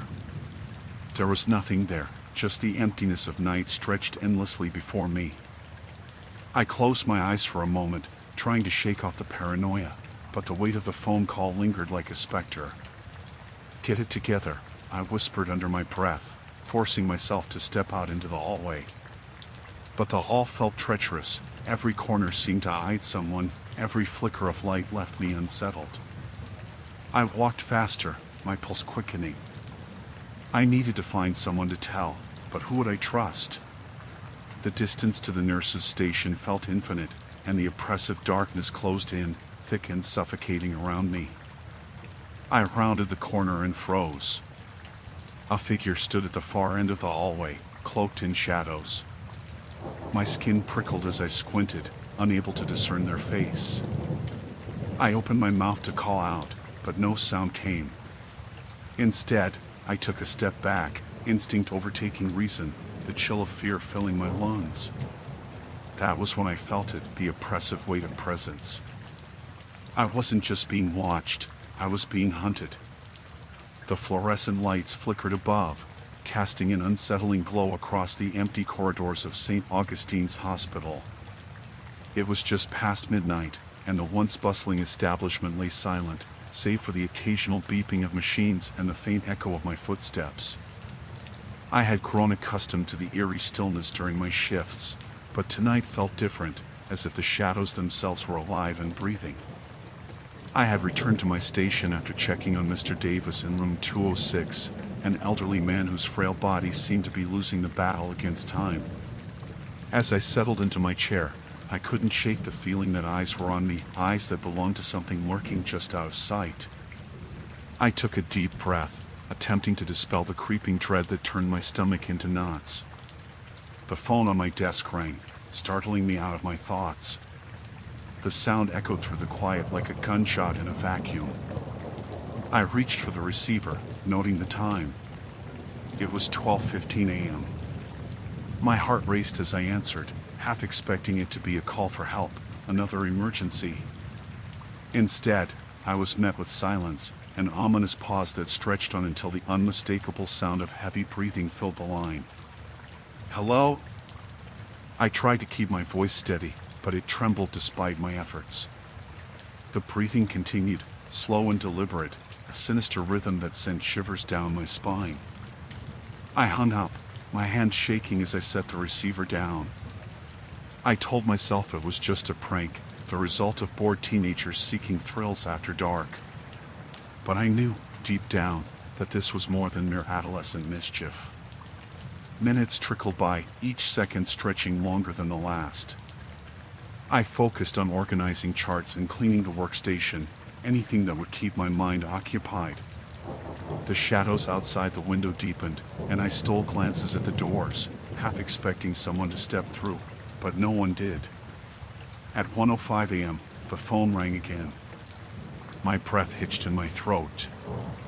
I was tempted to let it go to voicemail, but curiosity got the better of me.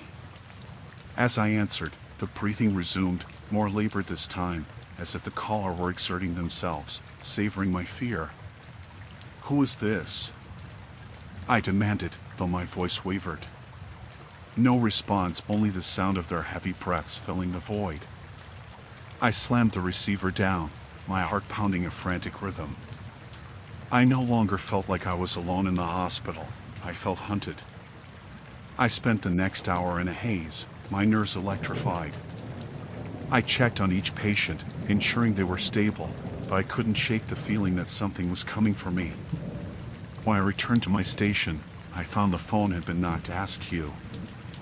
I hadn't done that. It sat there, inviting and menacing, as if daring me to pick it up again. At 2:20 a.m., I heard footsteps echoing outside the room. My pulse quickened. It was too late for visitors, and we were in lockdown due to the increased security measures. I peered through the small window in the door, but the corridor was empty. I strained my ears, hoping to catch a whisper, a sound, anything that might ground me. Instead, an icy chill washed over me, and I felt as though the shadows had thickened, standing at the edges of my vision. I took a deep breath and decided to step out. Perhaps a walk would calm my racing heart. As I weaved through the dimly lit halls, the oppressive silence grew heavier. I turned down a familiar corridor, my footsteps the only sound breaking the stillness, but with every step I took, the feeling of being watched intensified. There was a commotion from the nurse's station down the hall, and urgent whispering. I quickened my pace, my heart racing as I approached. Just as I rounded the corner, a light flickered and died, plunging the exit sign into darkness. I froze, my instinct screaming for me to turn back. "Did you hear that?" one of the nurses whispered, her voice tinged with fear. "Yeah, it sounded like someone was out here," another replied, a tremor in her tone. I stepped back, my breath hitching in my throat. The air felt electric, charged with a terrifying energy. I turned to leave when my phone vibrated violently on the counter, a jarring reminder of my loneliness. I reached out, feeling compelled to answer, but a sense of impending doom gripped me. From the corner of my eye, I caught a movement, an apparition darting down the hall. Panic surged through me. I dropped the phone and bolted after it, my instincts taking over as I chased the fleeting shadow.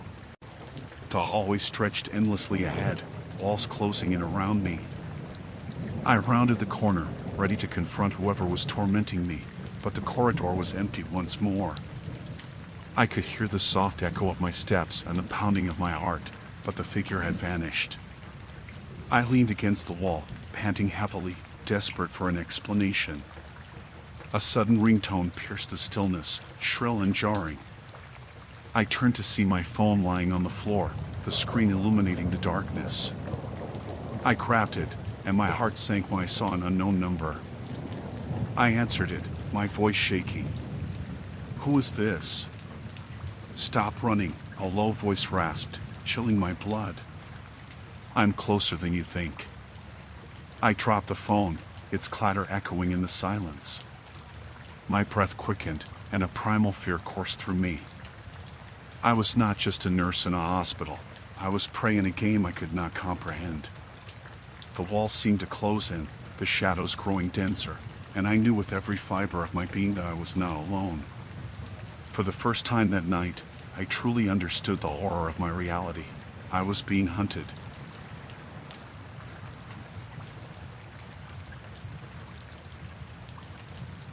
Story 4, The Haunting Pursuit. The clock on the office wall read 10:27 p.m. as I shut my laptop, blinking against the harsh fluorescent lights that had buzzed over my head for far too long. The office was silent now, the hum of coworkers long gone, leaving only the faint echo of my own footsteps as I made my way to the parking lot. The late hours had become a routine, my escape from the mundane drone of the 9-to-5 grind. But tonight, a nagging sense of unease settled in the pit of my stomach as I stepped outside.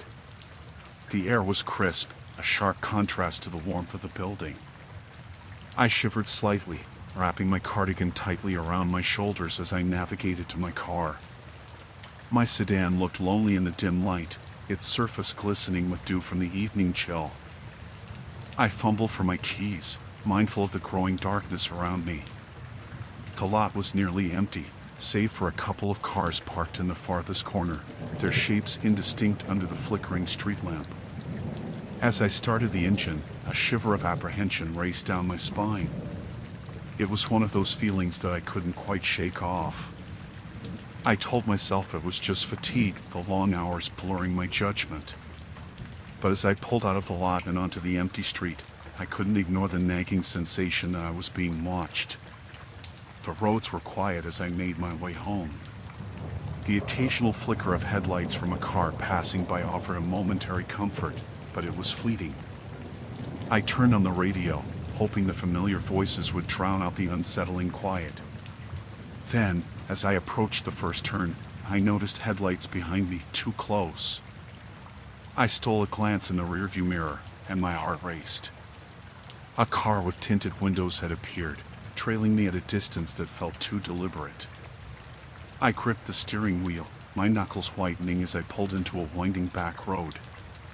It was a shortcut I often took, the narrow path lined with trees creeping in on both sides, shielding me from the world outside.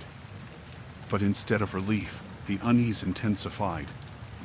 The car followed. My pulse quickened, and I glanced at the rearview mirror again. The headlights remained unwavering. I hit the gas, urging my car to pick up speed, but the vehicle behind me matched my pace. It was as if the driver was anticipating my every move, every twist and turn I made around the curves of the road. I turned sharply onto another side street, the tires squealing against the asphalt.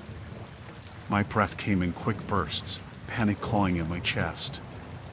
Adrenaline coursed through my veins, urging me to think clearly. I had to lose them. I couldn't let them know where I lived. As I navigated through the darkened streets, each turn felt more desperate than the last. The shadows from the trees seemed to stretch and shift, forming grotesque shapes in the periphery of my vision.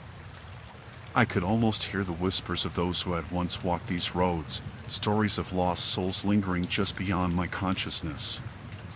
A glance in the rearview mirror sent chills up my spine. The tinted windows gleamed ominously, reflecting the scant light from the street lamps like an obsidian mask. I cursed under my breath, forcing myself to focus on the road. I had to calm down. I had to think. Taking a deep breath, I turned onto a less traveled road, one that twisted further away from my neighborhood. The further I got, the more hope surged within me. I tightened my grip on the steering wheel, heart pounding in my ears. The road was unpaved now, dust kicked up behind me, but I didn't care. I pressed on, desperate to break free from this unseen predator. But as I turned down a particularly dark stretch, a flicker of movement in the rearview mirror caught my eye.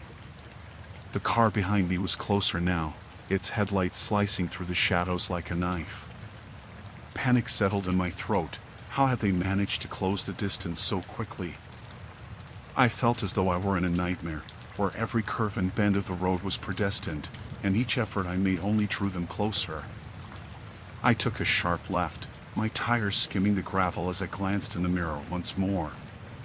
The driver hadn't lost a beat. I could barely see their face, but there was something unnerving about the stillness and the shadows, an uncanny calm that sent a shiver racing down my spine. Fear crept in, curling around my lungs, squeezing out any rational thought. I was almost home. I knew the streets, the back roads, the shortcuts. I could lose them, I told myself. Just a few more turns, a few more twists, and I could slip into the safety of my driveway and lock the door. But I was wrong. Every turn I took was countered. The following car mirrored my every move, tightening the grip of terror against my chest. I made a final desperate maneuver, racing down a narrow alley, hoping against hope that I could shake them off. But the alley was a dead end. In the silence that enveloped me, I turned the wheel, panic clawing in my throat as I realized I had nowhere to go. I could feel the heat of their headlights blazing down the alleyway, trapping me in its unforgiving glow. The shadows grew thicker, the walls of the alley looming like giants ready to swallow me whole. And then, just as the weight of despair threatened to crush me, the car pulled to a stop behind me. The engine quieted, swallowing the sound of my own heart thudding in my chest. I could barely breathe as I glanced in the mirror, my fear coiling tighter. In that breathless moment, I understood the depth of my helplessness. Whoever was behind those tinted windows, they had me. I was cornered, trapped in the darkness, and the night stretched endlessly before me, a black void where nothing good could emerge. The air in the car felt thick, almost suffocating. Each breath I took seemed to come with a weight, swelling inside my chest as I navigated the winding back roads. The headlights of my small sedan sliced through the darkness like a knife, illuminating the twisted branches that reached out from the side of the road as if trying to pull me in. I stole a nervous glance in the rearview mirror, my heart pounding in rhythm with the ticking clock on the dashboard. The dark shape of the car remained behind me, a menacing specter that refused to fade into the shadows. It had been a long night at work, longer than usual, and I had barely noticed when the clock struck midnight. I was the last one in the office, sorting through files that seemed to multiply by the hour. My mind had been hazy, filled with thoughts of deadlines and the heaviness of unfiled paperwork. It wasn't until I stepped outside, the chill biting my skin, that I realized how isolating the quiet city had become. Now, with the oppressive weight of that car looming in the darkness, I felt as though I was being engulfed by the night. I took a sharp turn onto Maplewood Lane, my tires screeching against the asphalt. The engine hummed steadily, but my heart raced with a primal fear that clawed at my insides. I had thought the back roads would provide me refuge, a way to lose the car that seemed to shadow my every move. But instead, there it was, its headlights unwavering, its presence an unsettling constant. The landscape blurred outside the window as I navigated the bends, the trees growing denser, their silhouettes resembling twisted figures in the dark. I could hardly think straight, my brain racing to make sense of the unnerving reality behind me. Was it just my imagination? Had my mind conjured the car from a simple flare of anxiety? I tightened my grip on the steering wheel, willing myself to focus. Another glance to the rearview mirror, and dread coiled tighter around my chest. The vehicle was closer now, just a ghostly silhouette, but it felt like a predator lurking behind its prey. I pressed my foot down on the accelerator, the engine growling in response, but the weight of fear held me down like a stone. I wanted to scream, to let out the panic that bubbled beneath the surface, but I swallowed it back, knowing that I had to remain calm. Panicking would only make things worse. As I approached a fork in the road, I hesitated, unsure of which path to choose. The left led to a more populated area, the right to an even darker stretch of road. With the memory of my office walls still fresh in my mind, the decision felt monumental. I chose left, the headlights illuminating the reflective road signs that promised safety in numbers. In that moment, I thought I might have outsmarted my pursuer. But as I turned, I caught a glimpse of the car behind me. It, too, took the left, its movements smooth and elusive. My heart sank back into the pit of my stomach. Was I being hunted? I fought against the rising tide of panic that threatened to drown me. I needed to think. I needed a plan. I flicked on my turn signal and took another sharp left onto a narrower street, the tires skidding slightly as I rounded the corner. I could almost hear the hum of the other car, its engine purring with calm determination. It unnerved me how it seemed to know my every intention. Ahead, the streetlights flickered, casting erratic shadows that danced along the pavement.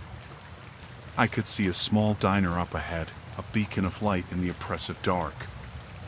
I thought of the people inside, of the warmth and safety that came with companionship. I could park, slip inside, and find solace in the presence of others. Surely, a crowded diner would deter the unknown driver behind me. I swung into the parking lot and pulled to a stop, my heart hammering in my chest. I looked back. The tinted windows of the car were still there, its engine idling like a predator waiting for the right moment to strike.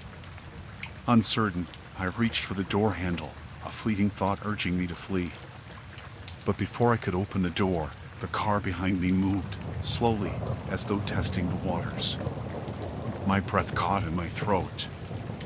It rolled past my vehicle and came to a stop. My stomach twisted as I caught a glimpse of the driver, a figure cloaked in shadows, their face obscured. I could feel the weight of their gaze through the tinted glass.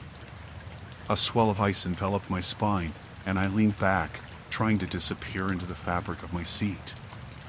The world outside faded into a blur as I gripped the steering wheel, my knuckles turning white. What should I do? I could dart out of the car and into the diner, but what if the driver followed? I could call the police, but would they believe me? I felt trapped, caught in a nightmare from which I couldn't wake. The diner's neon sign flickered above, casting a sickly glow that danced across my trembling hands. Then, as if reading my chaotic thoughts, the driver's car moved again, rolling forward slowly, deliberately. It turned, and I held my breath, expecting it to head for the exit. But instead, it stopped just beyond my view, shrouded in shadows. My heart thundered in my chest as I strained to see. I resisted the urge to lean forward, to peer out and catch a glimpse of what they were doing. What were they waiting for? Panic surged through me. My instinct screamed for me to flee, to escape the suffocating weight of dread that hung in the air. I turned the ignition key and the engine roared to life, the sound shattering the silence like glass. In a flash, I had thrown the car into reverse, my foot pressed hard against the accelerator. The tires squealed as I shot backward, not looking back until I hit the wall of the diner's parking lot. But just as I turned, desperate to escape, I saw the headlights flood back into view, illuminated by the harsh glow of the diner's sign. The driver was no longer just a figure in shadows. They were a predator, poised and ready. My heart hammered against my ribs, a fear unlike any I had known before coursing through my veins. I was being hunted. The streetlights flickered overhead, casting flickering shadows that danced along the asphalt. My hands gripped the steering wheel tighter as I turned down another winding back road, the familiar trees blurring into a green mass. I had stayed late at the office, too late, it seemed. The whole building had been a hollow shell by the time I'd locked up. The empty parking lot felt like a scene from a horror film, every echo magnified by the stillness. Now, that unease morphed into something more sinister as the tinted windows of the car behind me loomed like a specter in my rearview mirror. I had first noticed it while driving through town. A dark shape that had appeared out of nowhere, trailing me as I made my way home. At first, I thought little of it. Perhaps it was just another late-night driver, someone returning from a long shift. But now, as I veered onto a narrow road flanked by dense woods, I felt the cold touch of dread settling over me like a damp fog. I accelerated slightly, glancing back to assess my pursuer. The headlights glared like two predatory eyes in the dark. My heart raced, pounding hard enough that I feared it might burst. I turned the radio up, trying to drown out the impending sense of doom. The upbeat music felt discordant amidst the mounting tension, as if mocking my fear. I was being hunted, and deep down, I knew it. I made a sharp turn onto a dirt road, the tires crunching over gravel. The crunching seemed to echo in the stillness of night, each sound amplified as if the woods were listening. I could feel the car behind me too close, too constant. No matter how many turns I took, how quickly I veered, it was always there, following in a relentless pursuit. My mind raced. I could call the police, but the thought of stopping my car and dialing in the dark filled me with a paralyzing fear. My instinct screamed at me to keep moving. I pressed the pedal down, pushing my small sedan to its limits. The engine groaned in protest as I navigated the winding road. Trees whipped by in a blur, their gnarled branches reaching out like skeletal fingers. I fought not to look back, afraid that if I did, I would see something terrible, a face, a figure behind the tinted glass that would solidify my worst fears. The road forked ahead, and I took the left without a second thought, adrenaline pumping through my veins like wildfire. I needed to lose them, to break free from this invisible grip. But with every turn, the other car stayed close, as if it could anticipate my every decision. It was unnerving, more than unnerving. It was terrifying. I could feel a cold sweat prickling at my spine, and I regretted not taking the bus that evening, of not asking a coworker for a ride. As the road narrowed, trees leaned in ominously, creating a claustrophobic tunnel. I glanced at the rearview mirror again, and my breath caught in my throat. The car was closer now, its headlights illuminating the darkness between us. I felt a rush of panic. What did they want? My mind raced through scenarios. Was it a kidnapper? A vengeful lover? Or something even worse, something sinister lurking in the shadows of my life? A sudden turn to the right jolted me back to reality, and I swerved to avoid a gaping pothole. My pulse quickened even further when I heard the unmistakable sound of gravel crunching as the car mirrored my movements. I was losing grasp on my logic, and the fear turned to desperation. I took another tight turn, praying that this time would be different, that this road would take me far away. But as I glanced back once more, I realized I was wrong. The car had not lost a single inch. It was still there, a dark phantom hunting me through the trees. I fought against the rising tide of panic threatening to pull me under, focusing instead on the road ahead. I needed to regain my composure. I needed a plan. Then, I spotted a glimmer of hope in the form of a small diner, its neon sign flickering weakly in the gloom. It was an oasis of light in this treacherous darkness. A place filled with people, noise, safety. I pushed down hard on the accelerator, praying it was open. As I approached, I could see a few cars parked outside, a small handful of diners keeping the night alive. My heart raced. Perhaps, just perhaps, I could break away from this nightmare. As I pulled in, I could see shadows moving inside, the flicker of life. With trembling hands, I parked hastily, flinging open the door as I jumped out. I was halfway to the entrance when I dared glance back. My pulse quickened at the sight. The dark car had come to a halt just outside the diner, the engine purring softly. My breath hitched as I locked eyes with the shadows behind the tinted glass. Something inside me screamed to run, but I fought through the urge. The bell above the door jingled as I entered, the warm air wrapping around me like a comforting embrace. I forced a smile at the waitress, who raised an eyebrow at my disheveled appearance, but my eyes were drawn back to the window.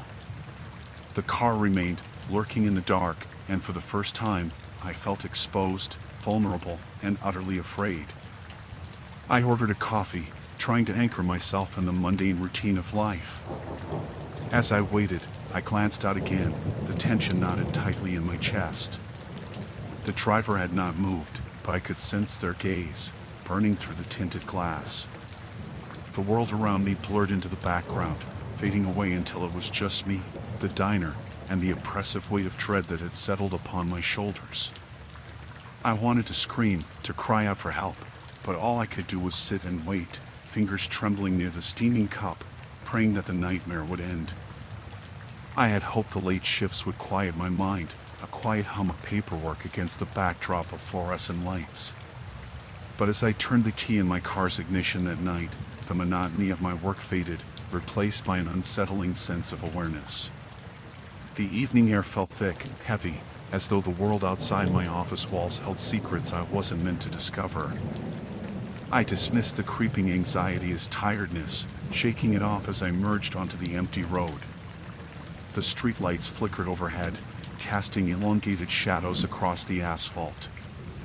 I took a deep breath, familiarizing myself with the rhythm of the drive home, the motion almost soothing. Yet, almost immediately, a shiver traced my spine. I glanced into the rearview mirror and saw it, a car, black and sleek, its windows tinted so dark that I couldn't make out the figure inside. At first, I dismissed it as coincidence.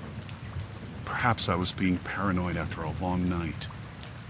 I turned right off the main road, into a series of narrow, winding back roads, hoping to shake whatever phantom was behind me. The headlights of my car sliced through the darkness, illuminating the edges of towering trees that seemed to close in around me. But the black car followed, its engine a low, constant hum that felt like a predator stalking its prey. I tightened my grip on the steering wheel, the plastic biting into my palms. I took a sharp left, convinced I must have lost it, but the light from the headlights remained relentless and unyielding. It felt as if the driver knew every turn I was about to take, effortlessly mirroring my movements with an eerie precision. My heart raced as I navigated through the maze of back roads, my mind spinning with 1,000 possibilities. What did they want? I was just a woman driving home, yet the weight of unseen eyes pressed against me, suffocating and cold. I glanced at the speedometer, pushing my foot down harder on the gas. The engine roared, but the black car stayed close, as if it were tethered to me. Every twist and turn of the road felt like a descent deeper into a nightmare. The loneliness of the dark streets amplified my fears, swallowing the sounds of the world around me. I couldn't see any other cars, any other houses, just me, the road, and the shadow trailing behind. I couldn't allow myself to think too deeply, that would only intensify the dread. I took another turn, desperately hoping to find a place to lose my shadow. My stomach churned, the fear creeping up my spine. The trees closed in tighter, their branches reaching for my car like skeletal fingers. The tension mounted, every moment stretching longer than the last as I fought the urge to look back. An intersection loomed ahead, and I made a split-second decision to turn right, forcing my car onto a road that felt almost forgotten. The air shifted, the temperature dropping suddenly, and I could see my breath misting in front of me, a ghostly reminder that I was still alive and very much in danger. With each turn I took, I could feel that sinister vehicle behind me, as if it were drawing closer, feeding off my fear.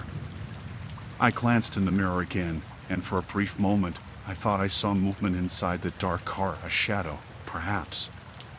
The fleeting image sent a jolt of adrenaline straight through me, and I accelerated, my foot slamming down on the gas pedal, desperate to put distance between us. I took another left, the tires squealing as I struggled to maintain control. The black car was still there, its headlights like malevolent eyes glaring into the darkness. I could feel panic building, clawing at my chest, threatening to choke me. What was I supposed to do? The road twisted and turned, with no signs of civilization nearby. Suddenly, just ahead, a flicker of light caught my eye, a house. Its silhouette stood against the night sky, the faint glow of a porch light beckoning me like a lighthouse in a storm. Hope surged within me. I pressed on, my mind racing with strategies. Could I make it there before the car caught up? I could see the shape of the house coming into focus, the driveway appearing like a sanctuary. I prayed it was occupied. I swung into the driveway and hit the brakes, the car skidding to a stop. I dashed out, glancing back at the road, my heart pounding in my chest. The black car slowed down, coming to a halt just beyond the end of the driveway. I could barely breathe.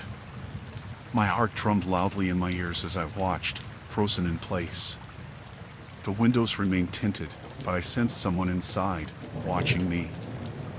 I tore my gaze away and sprinted toward the porch, the door looming ahead. Fumbling with the doorknob, my fingers slick with sweat, I finally managed to swing it open and stumbled inside, slamming the door shut behind me. The stale air inside the house felt suffocating. I pressed my back against the door, my breath coming in ragged gasps.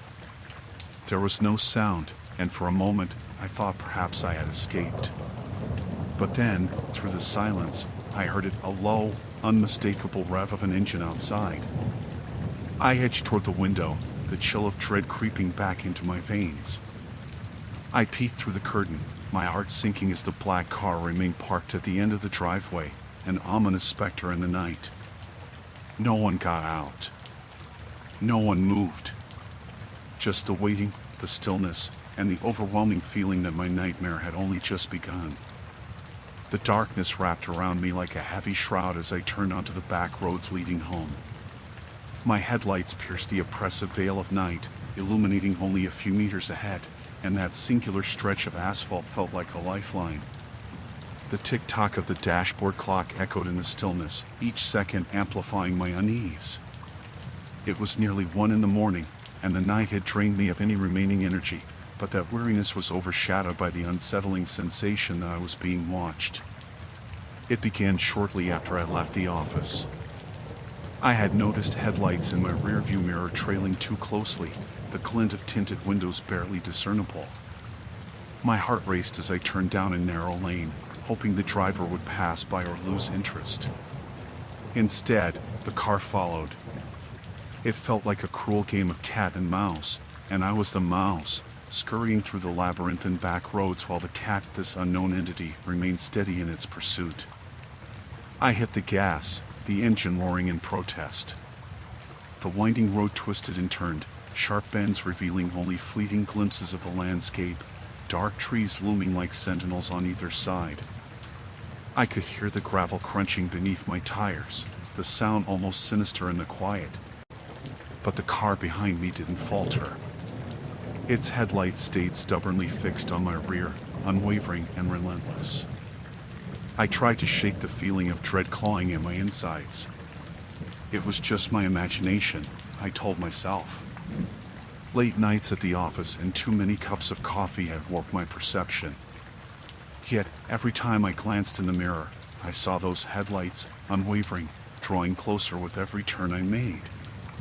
The driver seemed to anticipate my actions, mirroring my movements with an unsettling precision. A wave of desperation washed over me as I took another sharp corner, gravel spitting from beneath my tires. Maybe if I drove faster, I could lose them. I pressed down on the accelerator, the roar of the engine drowning out my frantic thoughts. Trees blurred past, long shadows stretching across the road, and for a fleeting moment, I felt a flicker of hope. But then I glanced in the mirror again, and my stomach sank. The car remained, close enough that I could almost make out the shape of a figure behind the wheel, hunched forward as if stalking its prey. Panic surged through me. I needed to think, to get to a place where I could breathe again. I remembered a small diner a few miles up the road that was open late. If I could just reach it, I could call for help. I rounded another corner and pushed the car harder, the engine protesting as it climbed up a steep incline. Suddenly, the headlights behind me flickered as the car accelerated. It wasn't just following anymore, it was gaining on me. My heart raced in rhythm with my thoughts, each beat a desperate plea for escape. I turned onto an even narrower road, the trees closing in, shadows painting grotesque shapes along the asphalt. The night felt suffocating, and a bone-deep chill settled over me. I pressed on, my breath quickening, desperation flooding my veins. I could feel their presence closing in, an unshakable weight pressing down on me.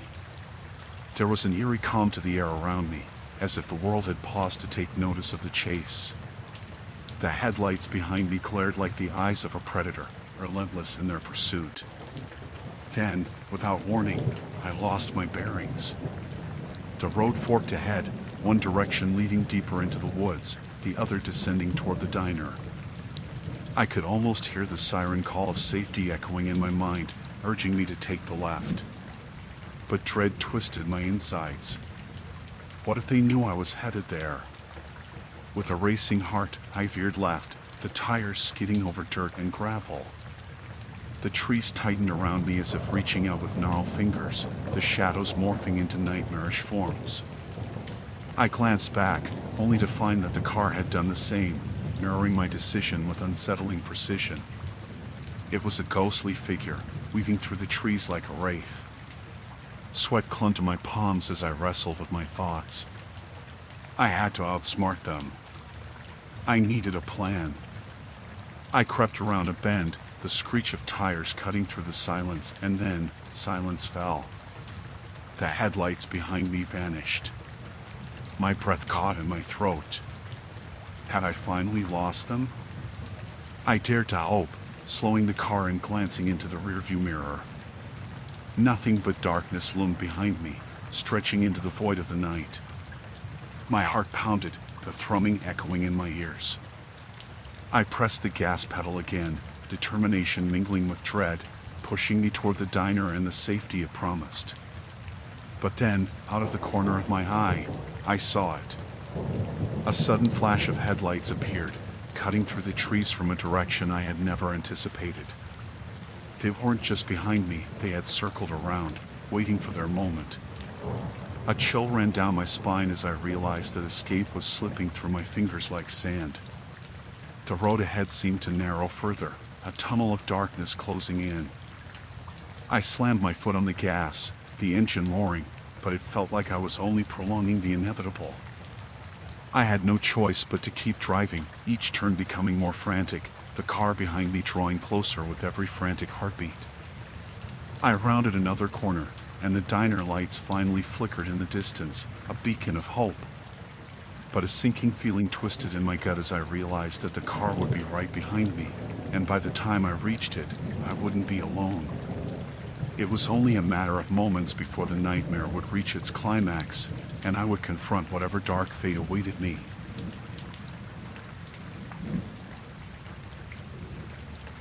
Story 5: The Echoing Shadow.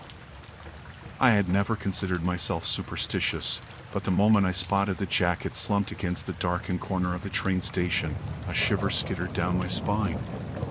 It was a nondescript gray, worn at the edges, with a frayed collar that hinted at long-forgotten adventures. I had just missed my train, and the station was largely empty, amplifying the unsettling silence that surrounded me. I picked it up, curious yet cautious, and held it for a moment, imagining the person who had left it behind. Perhaps they had hurried away to catch a train, or maybe they simply abandoned it, perhaps with something darker in mind. My heart raced as I wrestled with the urge to throw it back down. Instead, I shrugged it on. The fabric was surprisingly warm, as if it still held the heat of its owner. I felt a strange comfort in its embrace, but lingering unease gnawed at me. I glanced around the station, half expecting to see someone watching me from the shadows, but the only company I had were echoes of distant announcements and the rhythmic ticking of the clock.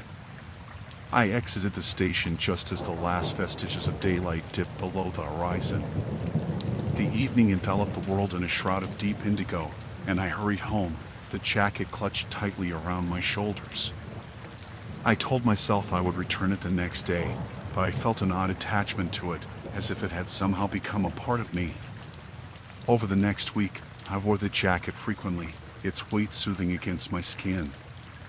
It became a layer of security against the chill of autumn, but something else flickered beneath that initial comfort. I began to notice strange coincidences. My morning jogs took me along the paths winding through the park, where I often spotted the same individuals: an older man feeding pigeons, a woman walking two golden retrievers. But there was someone else, always on the periphery, occasionally in my line of sight, a figure in a hooded jacket, blending into the background like a ghost.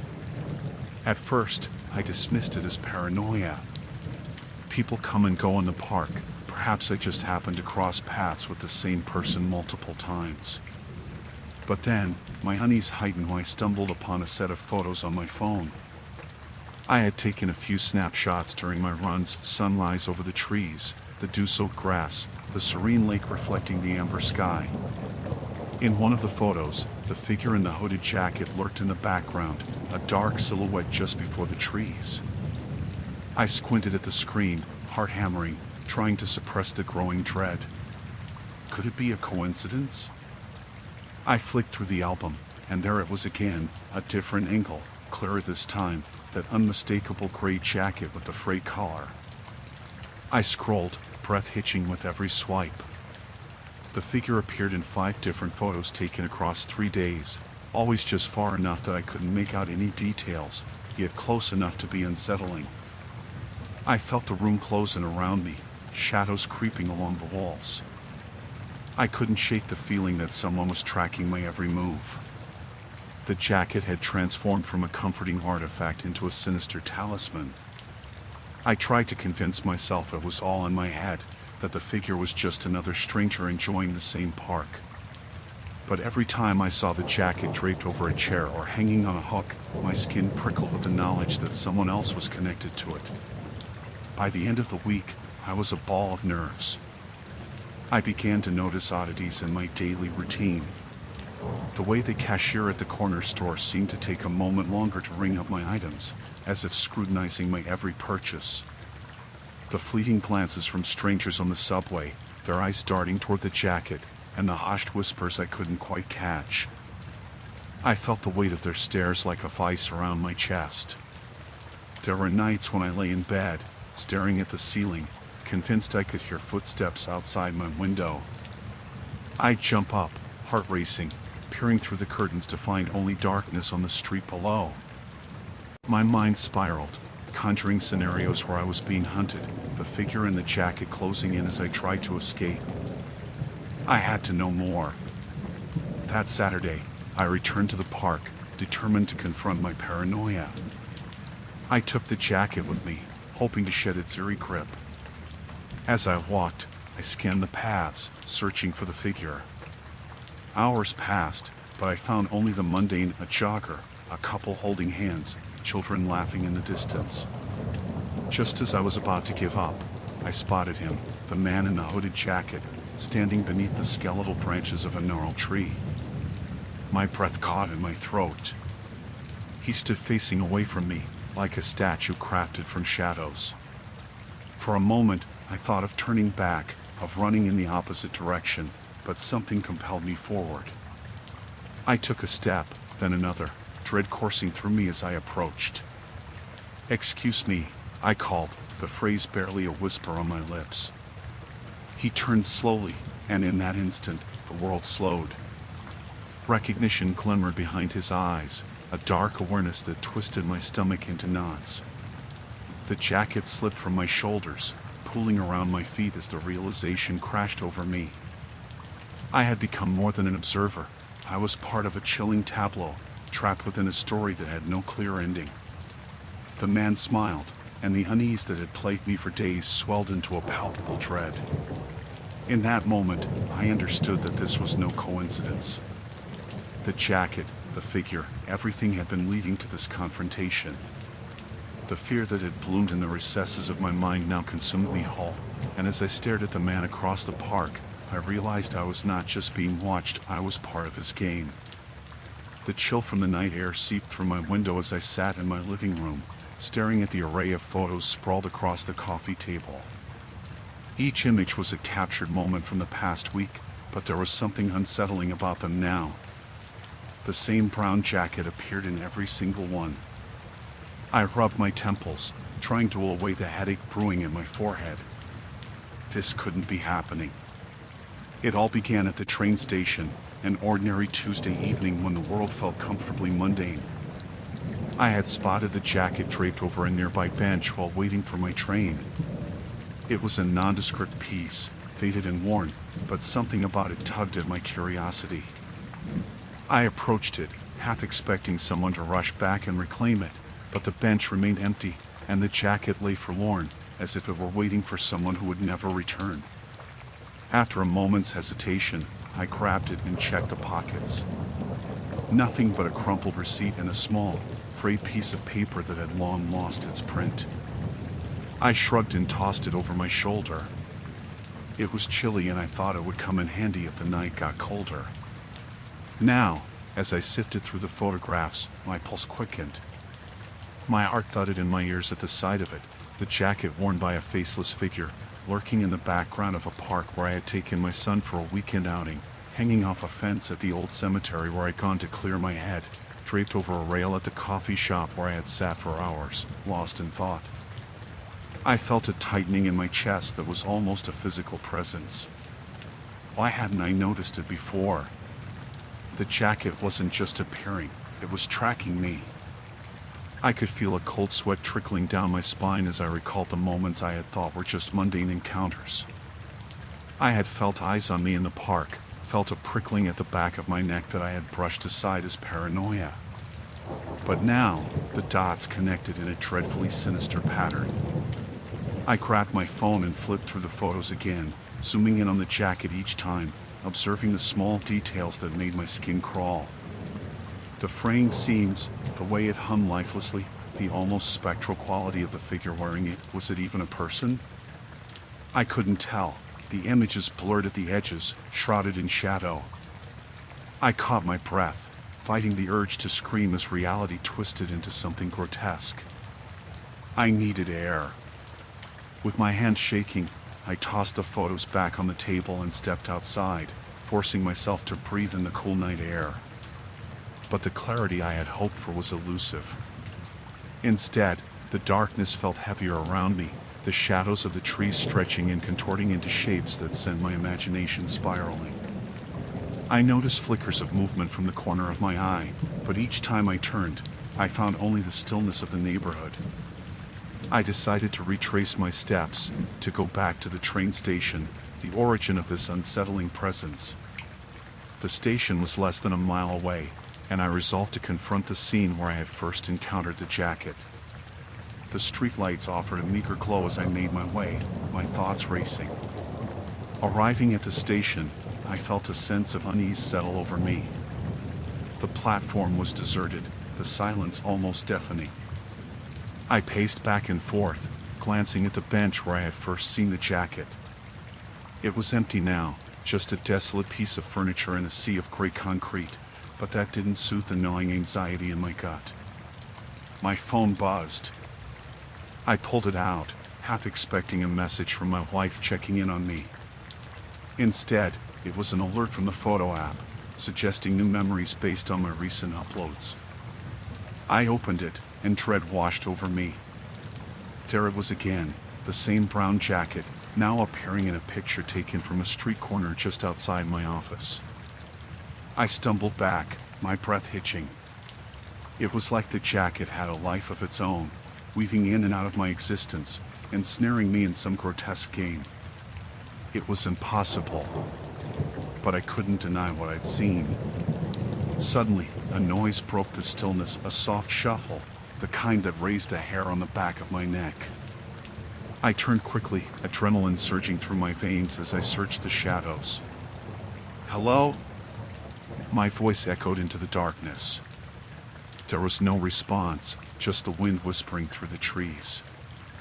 I cursed under my breath, feeling foolish for calling out. Yet, I couldn't shake the feeling of being watched. The air thickened, pressing down on me as I scanned the area. Then, I saw it. A figure stood at the far end of the platform, partially obscured in darkness. My chest tightened, instinctively pushing me to retreat. I squinted and, under the flickering light of the lamp, I could just make out the jacket. It looked identical to the one I had found. Could it be the same one? My heart raced as the figure remained still, seemingly aware of my presence but refusing to make a move. "Who are you?" I called out, my voice trembling despite my effort to sound strong. But the figure showed no sign of recognition. With every second that passed, the fear morphed into a paralyzing dread. I turned on my heel and fled, racing back through the dark streets, the echo of my footsteps mingling with the sound of my panicked breathing. I didn't stop until I was inside my house, the door latched securely behind me. I pressed my back against the door, trying to calm my racing heart. I needed to think rationally, but the implications of the jacket haunted me. It felt like a noose tightening around my throat. Fingers trembling, I grabbed my phone and opened the photos again, poring over them, desperately searching for an answer, a clue, anything that could make sense of this madness. But the more I looked, the clearer it became. Whatever game was being played, I was losing. I was no longer just a victim of circumstance. I was the prey, and whatever stalked me was inching closer. The jacket haunted me. I knew it was ridiculous, but its presence lingered in my mind, festering like an open wound. I tried to shake it off, convince myself it was nothing more than a lost item, a mundane artifact in the bustling life of the city. Yet, the moment I returned home from the station, I couldn't escape the feeling that it had sought me out. I pulled up the photos from the past week on my phone, the images documenting my routine as a lonely graphic designer. I had taken snapshots of my morning coffee, the skyline during sunset, and the cats that roamed the neighborhood. I scrolled through them leisurely, trying to distract myself from the nagging sensation that something was amiss. That was when I stopped dead in my tracks. In the background of my first photo, the jacket flickered like an apparition. My heart raced as I zoomed in, the worn fabric unmistakable against the blurring backdrop of the cafe. My hands trembled. The jacket seemed to loom, a ghostly figure observing my every move. I quickly scanned the rest of the images, and there it was again, this time in the park, a shadowy figure stalking the edge of the frame, the hood pulled low, obscuring any sign of a face. I stumbled back, nearly dropping my phone. The air around me thickened, suffocating me in a cocoon of dread. This was no coincidence. I had been followed. But why? Who could possibly want to track my every step? The unsettling thoughts spiraled through my mind with increasing intensity. I could hear the faint echo of laughter from the street below, people going about their mundane lives, completely unaware of the darkness that had begun to envelop me. I had to do something. Panic clawed at my insides as I retrieved my jacket from the chair. Before I slipped it on, I scanned my apartment, my heart pounding against my ribs. I thought of the front door, the locked windows, the frayed curtains that fluttered with each gust of the wind. I wanted to feel secure. I had lived here for 5 years without confrontation, and now it all felt like a hoax, a fragile illusion that could shatter at any moment. With a deep breath, I decided to head to the train station again. I needed to confront this haunting presence. Retracing my steps would either bring clarity or plunge me further into madness. The streets buzzed with life as I made my way, neon lights flashing unanswered questions into the night. As I approached the station, a dull ache formed in my stomach. My breath quickened. I stepped inside, and the familiar scent of damp concrete and stale air wrapped around me like a shroud. I darted through the terminal, looking for any sign of the jacket. It was absurd, yet I felt a magnetic pull toward the spot where I had found it. I arrived at the bench where I first laid eyes on the dark fabric, the memory still sharp in my mind. I scanned the area, heart pounding, adrenaline coursing through my veins. The station felt oppressive, the shadows stretching as the fluorescent lights flickered overhead. I leaned against the cool metal of the bench, and for a moment, I thought I could hear whispers, hushed voices melding with the train announcements echoing through the terminal. Then, my eyes caught a glimpse of a figure on the edge of the platform, partially obscured by the crowd, but unmistakably wearing the jacket. My stomach dropped. I couldn't see the person's face, but instinct screamed at me to run. I took a step back, the panic urging me to get out of the station, but my feet felt glued to the linoleum floor. Suddenly, the figure turned. I felt the weight of their gaze on me, a cold shiver racing down my spine. It was as if time slowed, people brushed past, oblivious to the silent exchange. My mind raced as I fumbled for my phone, but in that moment, I couldn't take my eyes off them. The individual was just a silhouette, but as the crowd shifted, I glimpsed a flash of pale skin beneath the hood, a face barely illuminated in the dim light. There was something eerily familiar in their posture, a shadow of recognition that sent bile rising in my throat. I jerked away, sprinting toward the exit. My heart hammered louder than the rapid footsteps on the tiled floor. The station doors swung open, spilling me into the chilly night air. I ran blindly, hearing nothing but my own ragged breaths. Once I reached my apartment, I slammed the door behind me, locking it with trembling hands. I leaned against it, panting, staring into the shadows of my dimly lit living room. The jacket was still a specter lingering in my mind, festering like a disease. I couldn't ignore it anymore. I had to know who was tracking me, who had buried themselves into the periphery of my life. As I sank onto the couch, my eyes fell on the pile of photos on the table. I couldn't help but feel the weight of each image pressing down on me, taunting me with their very existence. I grabbed my phone, scrolling through the images again in a frantic search for more details, anything that might give me a clue. In one picture, taken at the coffee shop, the jacket curled up against the wall like a predator lurking in the shadows. In another, the edge of it was caught in the park, where I had shared a laugh with a friend. Each moment, seemingly innocent, was tainted with the realization that I was being watched.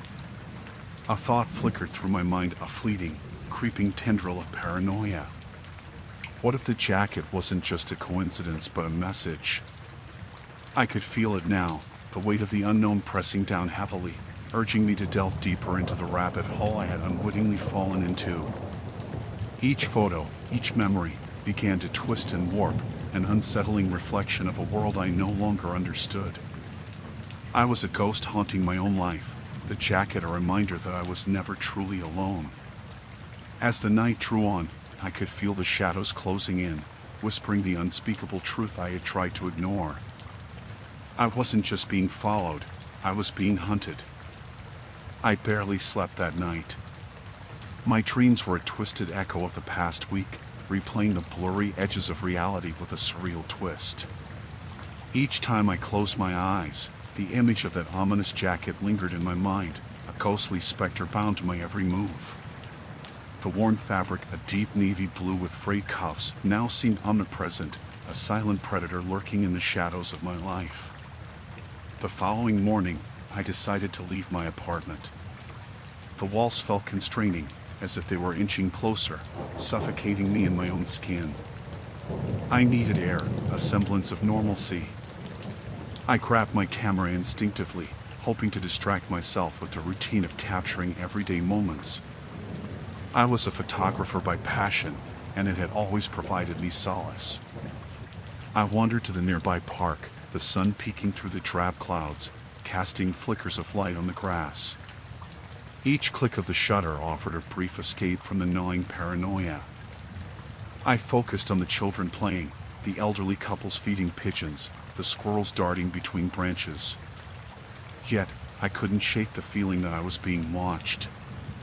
It was absurd, I knew, but the air around me buzzed with an unsettling tension. After an hour, I felt a mix of relief and unease. The lens of my camera caught moments of joy, yet I couldn't shake the dread that enveloped me like a shroud.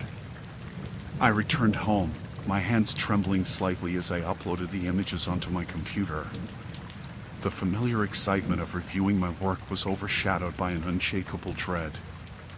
As the photos flickered across the screen, I felt an icy grip on my heart.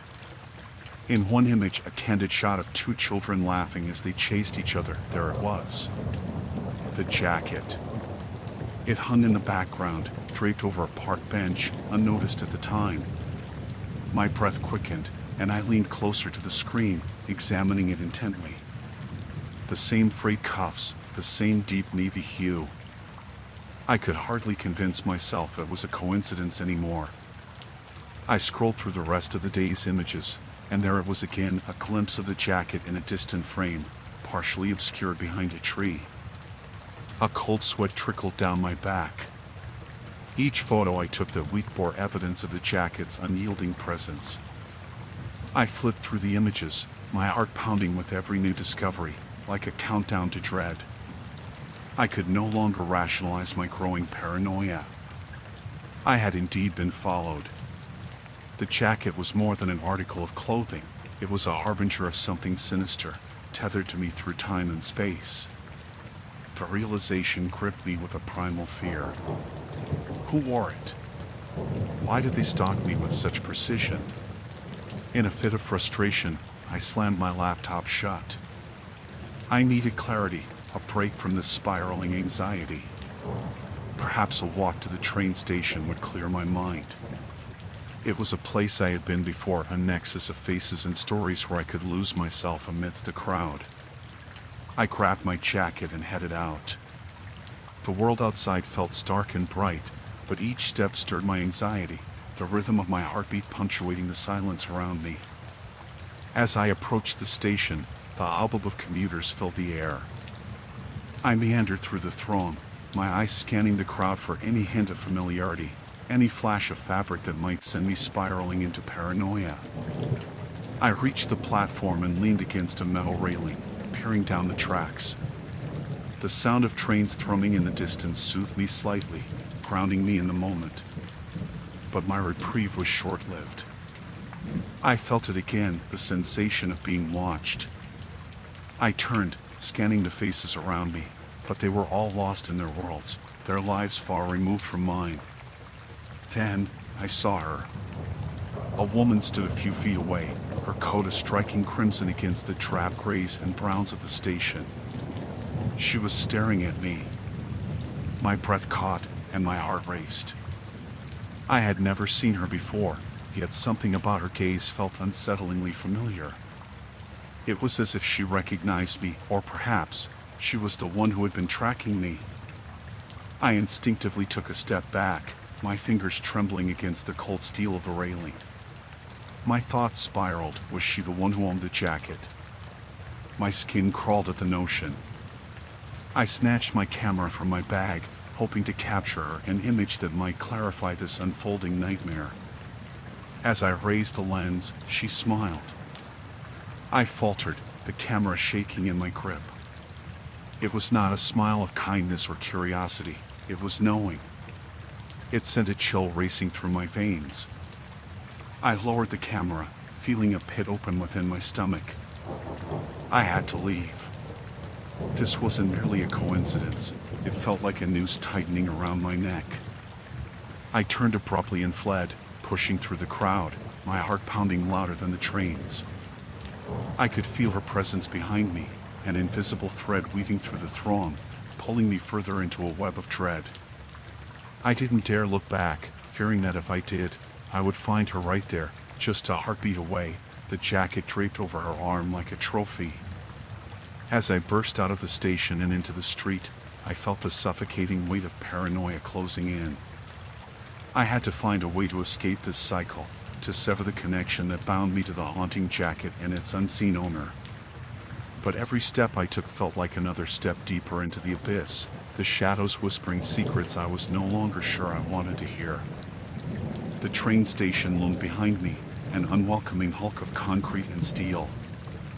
I had long since lost count of the days I had spent here, searching for some semblance of normalcy, but the more I searched, the more I found myself spiraling. I turned the collar of the jacket up against the evening chill. Its fabric was coarse and worn, almost comforting in its familiarity, but I couldn't shake the sense that it was just a facade for something sinister. The day before, I had decided to sift through my phone's gallery, hoping to distract myself from the gnawing feeling of being watched. Each swipe through the images turned my stomach. There it was, that same jacket. In the background of photos I had taken at the coffee shop, at the park, even at the grocery store. A flash of dark fabric, the unmistakable silhouette of a hood, lurking behind passerby or sitting on the bench where I had rested. I could hardly breathe as I stared at the images, the realization crashing over me in waves. Someone had been following me. I glanced around the station, my heart racing. The thrumming of the trains seemed to synchronize with my pulse. I shifted my gaze, searching for anyone who might carry the weight of those eyes I could feel on my neck. A couple of teenagers loitered near the vending machines, oblivious to my distress. No one else stood out as particularly suspicious, yet the chilling realization of being hunted gnawed at my mind like a rat in the dark. I turned away from the station's bustle and stepped outside. The night air was brisk, but it did little to clear the fog of dread that clung to me. I wrapped my arms tightly around the jacket, feeling the fabric brush my skin, my own strange talisman of unease. It had become a fixture in my life, both as a reminder of the mystery and a tether to the haunting paranoia that had woven itself into my thoughts. Days merged into one another. I tracked my movements like a detective piecing together a crime scene. Each day began with an effort to shake off the weight of the coat, and each evening, I found myself questioning the supposed coincidence. Was it a coincidence? Or was it something more sinister? I couldn't shake the sensation that the jacket might not have been simply abandoned. It felt like a marker, a thread that led back to me. As the evening deepened, I found myself wandering through the dimly lit side streets that threaded away from the station. Shadows danced across the cracked pavement while the faint echo of distant trains acted as a metronome for my racing thoughts. I stopped at the corner of Maple Street, a place where I had taken a photo just a few days earlier. I fished out my phone, my mouth drying at the thought of what I might see.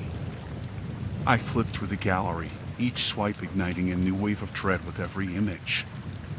There it was, a flicker of movement in the corner of the frame. It was hard to discern, but the shape was unmistakable. The jacket hung there, just behind a lamppost, as if it had been waiting for me to pass by. My stomach twisted. How had I missed it at the time? Had the figure been there, lurking, as I snapped the picture? I paced in a tight circle, torn between the urge to flee and the need to confront this unseen stalker. But without a face, without a name, I was left with only the shadows twisting at the edges of my mind. The weight of paranoia gripped me, squeezing tighter with every heartbeat. My gut told me to go home, to lock the doors and barricade myself away from whatever nightmare was brewing, but my feet carried me further down the street. I couldn't let this go. I had no idea who was doing this, but I needed answers. I had to find the owner of the jacket, to unearth the truth behind this relentless chase. As I neared the old railway trestle, the chill in the air thickened. The moon cast long shadows that seemed to whisper secrets as I approached the narrow passageway beneath the tracks. It was the kind of place where secrets festered, hidden from prying eyes, and I could almost hear their laughter echoing back at me. The trestle had seen better days, its paint chipped and peeling, but I pressed onward, feeling a mixture of fear and determination. I took a deep breath and stepped beneath the trestle. The darkness enveloped me, swallowing the faint light from the street lamps above. My heart hammered in my chest. I pulled out my phone, turning on the flashlight feature, illuminating the ground before me. The beam flickered against the damp stones, and I felt a chill race down my spine. Then I saw it, a flash of dark fabric flitting into the periphery of my light. I turned, heart racing, but the figure was gone. I caught only a glimpse, but the unmistakable shape of the jacket flickered away like a memory.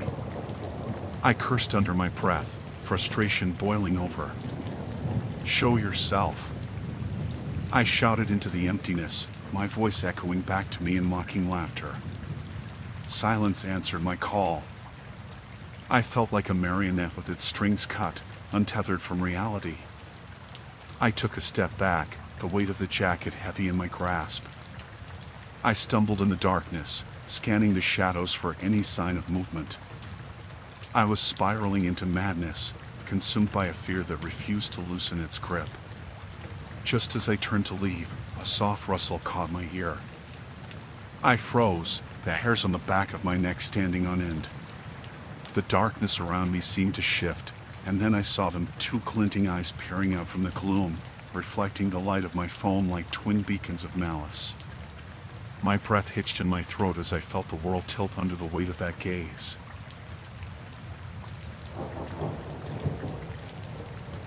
Story 6: Eyes Beneath the Surface. The air was thick with the scent of pine and damp earth as I set up camp at the edge of Lake Hollow with Emma. I had wanted a weekend escape from the chaos of our lives, a chance for intimacy away from the hum of the city. Little did I know that the serenity of that secluded lake would soon be marred by an unfamiliar fear. We arrived just after noon, the sun bright and inviting. The water sparkled like shards of glass, reflecting the clear blue sky. Emma beamed as she unpacked the tent, her laughter mingling with the gentle lapping of the waves. Unburdened by the weight of our everyday worries, we fell into an easy rhythm, the air filled with our shared jokes and dreams. For a moment, everything felt perfect. After we had set up our camp, we decided to take a short hike around the lake. The trail was narrow and winding, surrounded by dense thickets of bushes and towering trees. As we walked, we spoke about life and where we saw ourselves in the future. Emma's voice was sweet, a melody that echoed through the stillness of the forest. But then, just as we were about to turn back, I noticed something hot on the ground.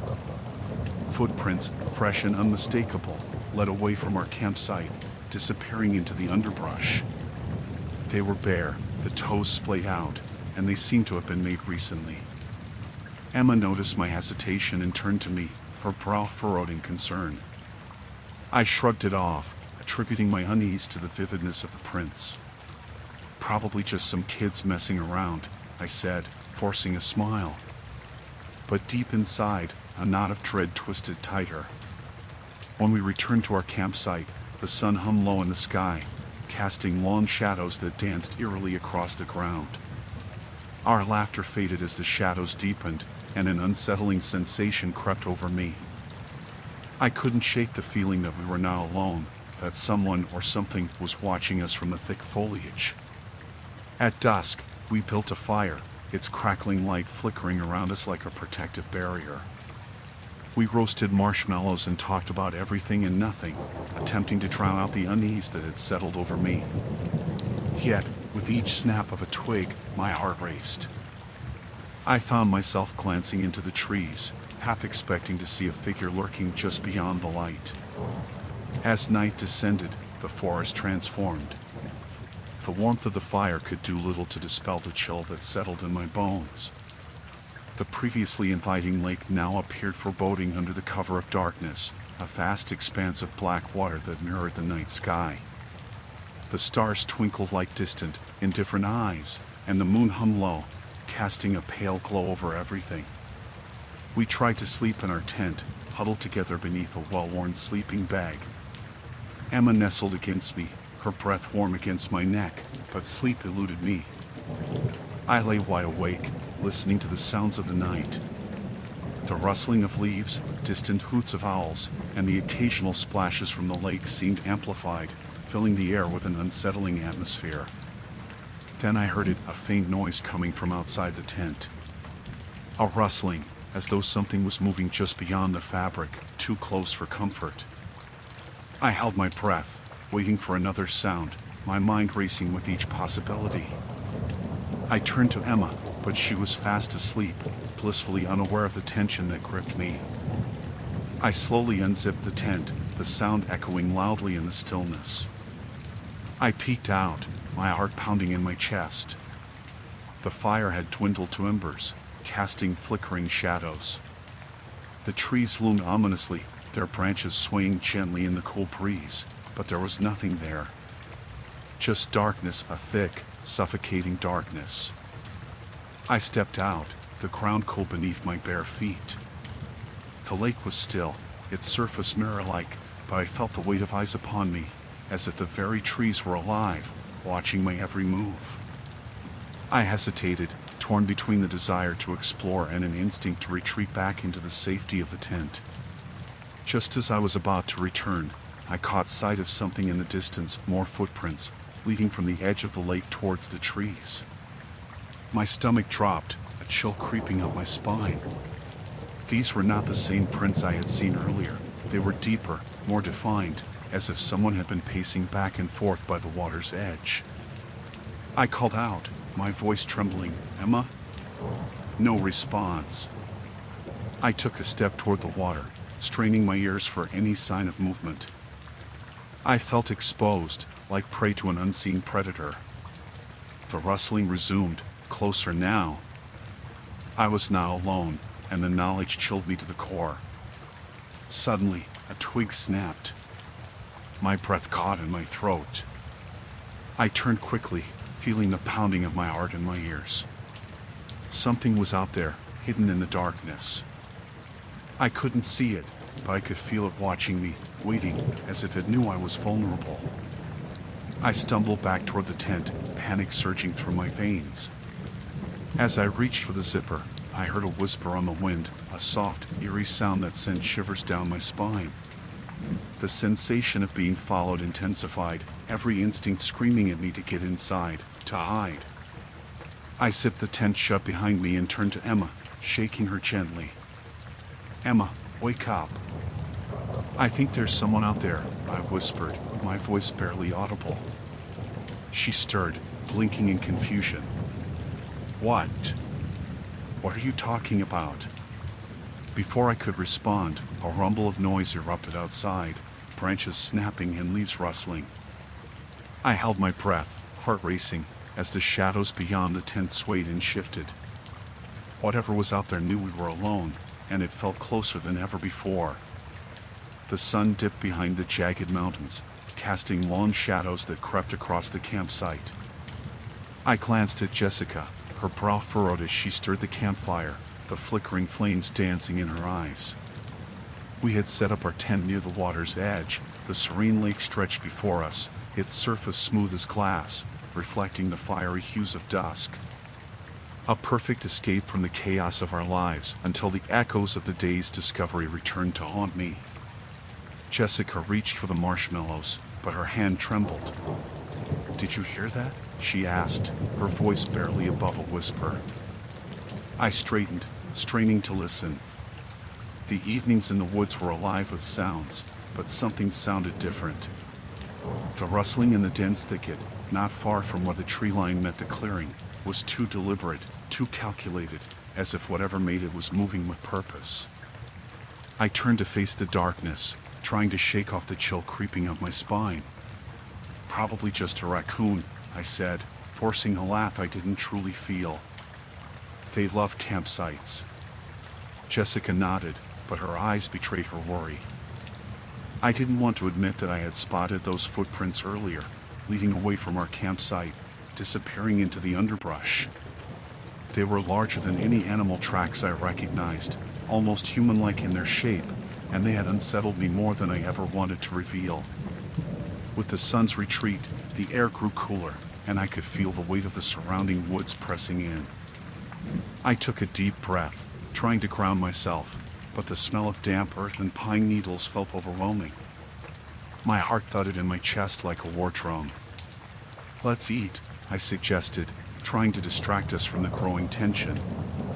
I grabbed the skewers and started prepping the marshmallows, aiming for normalcy amidst the creeping dread. As we roasted our treats over the flames, the sounds of the forest seemed to grow softer, like the trees themselves were holding their breath. A sudden rustle startled me, and I dropped the skewer, the marshmallow landing in the dirt with a soft thud. I looked over at Jessica, whose eyes were wide, staring into the shadows beyond the firelight. "What was that?" she asked, her voice trembling. "I don't know," I replied, unable to keep the unease from my tone. I rose, scanning the tree line once more, half expecting to see someone staring back at us. My mind raced through the possibilities. Was someone else out there, or was it just our overactive imaginations fueled by isolation? "We should go check it out," I suggested, despite the uneasiness knotting in my stomach. I didn't want to sound like a coward, especially not to Jessica. "It's probably just a deer or something." "No, let's stay here," she pleaded, clutching her arms around herself. "I don't like this. I feel like we're being watched." Her words sent another shiver down my spine. I returned to the fire, trying to smile reassuringly, but the flickering flames couldn't mask the truth of her statement. The sensation of being observed had settled deep in my bones, and I couldn't shake the feeling that we weren't alone. The night deepened around us, the sky a canvas of twinkling stars, but the beauty did little to ease my tension. I glanced back at the lake, its calm surface now transformed into a dark mirror reflecting the trees surrounding it. And for the briefest moment, I thought I saw a figure lurking at the water's edge, but when I blinked, it vanished. Just a trick of the light, I told myself. The fire crackled, but its warmth was hollow against the chill seeping into the clearing. Jessica's fingers drummed nervously against the log she sat on. I needed to keep her calm, needed to dismiss the growing dread that threatened to spiral into panic. Why don't we tell ghost stories? I proposed, trying to lighten the mood. You know, something fun? Jessica forced a smile, but it didn't reach her eyes. Okay, but you go first. I racked my brain for a story, something spooky yet silly, like the ones we told around campfires back in our college days. But the weight of the forest felt heavier now, and I couldn't shake the sense that there was something lurking beyond the firelight. I began to weave a tale of an old ghost haunting a cabin, but halfway through, a rustling sound shattered the narrative, pulling us both back to our reality. We exchanged glances, and my heart raced. Did you hear that? I whispered, barely above a hush. This time, the noise came closer, a soft crunch of leaves underfoot, and I felt an irrational surge of fear. Stay here, I said, my voice tighter than I intended. I grabbed the flashlight, its beam cutting through the darkness. Where are you going? Jessica's voice wavered. I'll just take a look. I won't be long. I stepped away from the fire, every fiber of my being screaming at me to turn back. As I approached the tree line, the rustling stopped. The sudden stillness was deafening, and I felt as if the woods were watching me, holding their breath in anticipation. I shone the light into the trees, the beam revealing nothing but a wall of shadows. I felt stupid for separating myself from Jessica, but I needed to know. I took another step forward, straining to listen. The air was thick with tension, the scent of damp earth and pine filling my nostrils. Then, in the periphery of my vision, I caught a flicker of movement, a shadow darting away, just beyond the faint halo of my flashlight. My pulse quickened. Hello? I called out, my voice cracking. There was no response, only the whisper of the wind through the trees. I turned back, the desire to return to the safety of the fire overpowering. But as I did, that feeling of being watched washed over me anew. Panic surged, and I stumbled back toward the campsite, my heart pounding like a trapped animal. When I reached the clearing, Jessica was standing, her expression pale. You were gone too long, she said, her voice edged with urgency. I heard something. Me too. I think I hesitated, unsure of how to voice the lingering fear that coiled in my gut. I think there's someone else here. The night loomed heavy around us, the fire flickering erratically, casting long, wavering shadows that seemed to dance with a life of their own. As I looked into the forest again, the oppressive darkness felt like a cage, and I knew, deep down, we were not alone. The sun dipped behind the treetops, casting long shadows across the campsite. A chill settled in the air, whispering through the leaves, and I shivered involuntarily. I glanced at Sarah, her brow furrowed as she fiddled with the campfire. We had enjoyed a few hours of peace, but the strange occurrences from earlier in the day hung over us like a dark cloud. It started with the footprints. They were unmistakable, leading away from the edge of our clearing into the dense foliage surrounding the lake. I had thought little of it at first, assuming they belonged to a curious hiker or perhaps a local animal. But Sarah had sensed something different. She had refused to let me brush it off as insignificant. People don't just wander out here, she had said, her voice tense. This area is way off the beaten path. Now, as the sun's final rays faded, I regretted my decision to stay. The thickening dusk smeared the sky with hues of purple and gray, but beyond that beauty lurked an unsettling unease. I stirred the fire, the flames crackling to life and casting flickering shadows across our tent. A small comfort, I thought, but the space felt far too open, far too exposed. A rustle echoed from the trees, and I froze, my heart racing. Sarah looked up, her eyes wide, reflecting the firelight.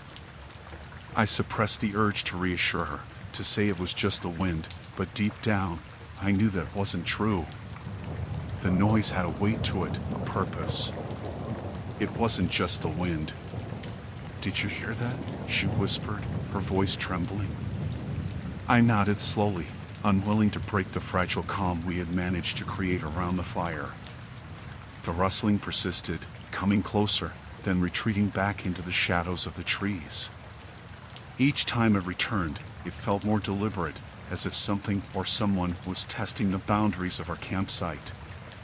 "Maybe we should check it out," I suggested, forcing bravado into my tone.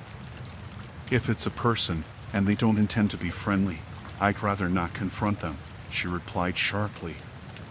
The fire crackled, and I felt its warmth seep into my skin, momentarily blocking out the chill creeping in from the darkening woods. But responsibility pushed me to my feet. "I'll just take a quick look around." "You stay here." "No, I'll come with you." Before I could protest, Sarah had stood and grabbed a flashlight from her gear. I couldn't help but admire her courage. Together we moved toward the tree line, the beam of light cutting a narrow path through the encroaching darkness. The air felt thicker as we stepped away from the comfort of the fire, every sound amplified in the stillness. "Look," she pointed, her voice barely a whisper. In the dirt, the footprints were more visible now, their distinct shapes clear against the leaf-littered ground. They faded into the underbrush, deeper than I had thought. I traced their path with my eyes, the sensation of being watched returning tenfold.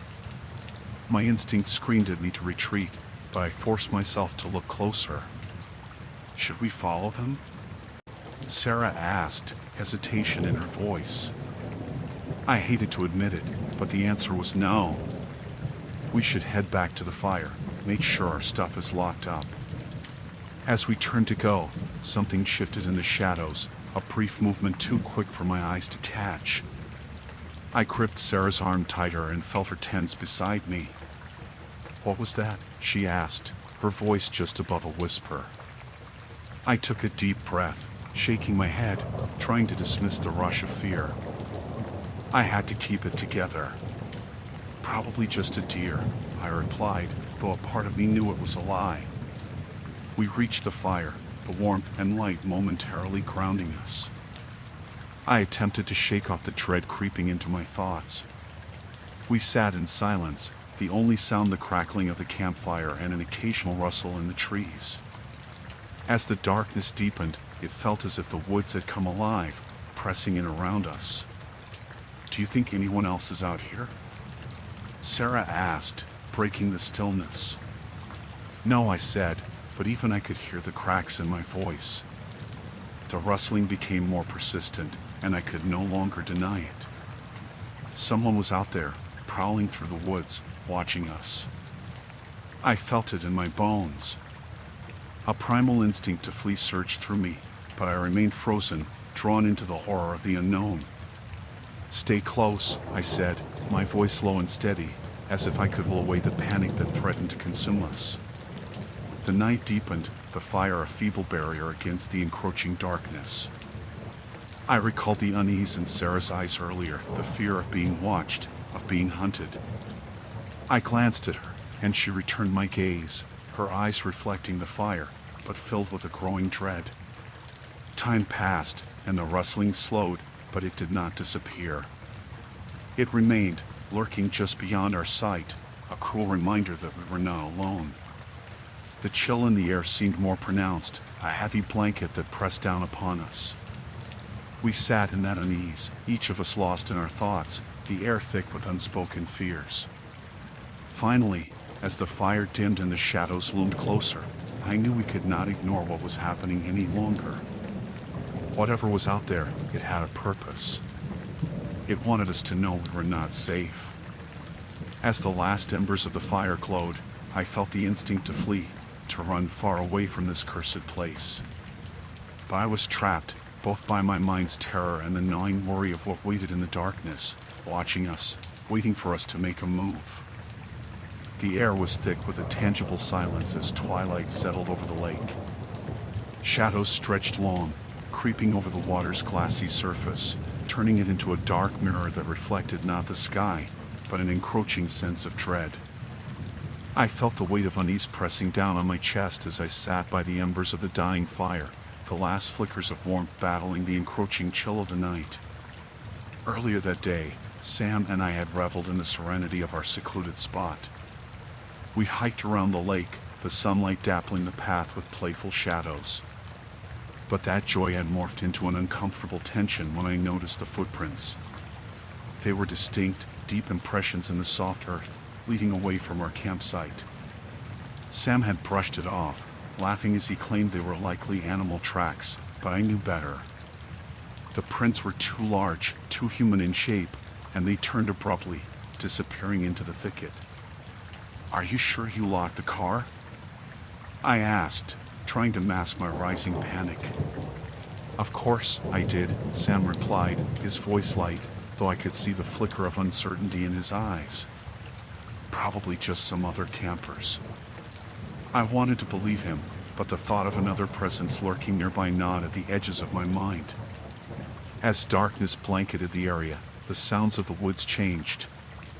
The rustling leaves carried with them an unsettling whisper, like secrets shared just out of earshot. I glanced around, half expecting to see someone emerge from the trees. "It's just the wind," Sam reassured me, pulling me closer as he tossed another log onto the fire. The flames roared momentarily, illuminating his face. In that brief light, I saw a shadow flicker in the tree line, a silhouette too deliberate to be the result of the fire. My heart raced. "Did you see that?" I asked, my voice barely above a whisper.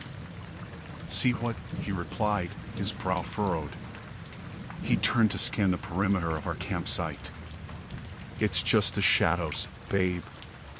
"Maybe," I murmured, though I couldn't shake the feeling that we were not alone.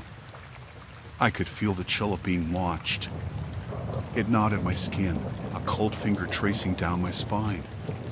The wind picked up, carrying with it a distant sound, a low, dragging noise that sent chills through me. I clutched my knees to my chest, trying to ignore the way my heart thrummed like a drum against my ribs. "I'll check it out," Sam said, suddenly standing.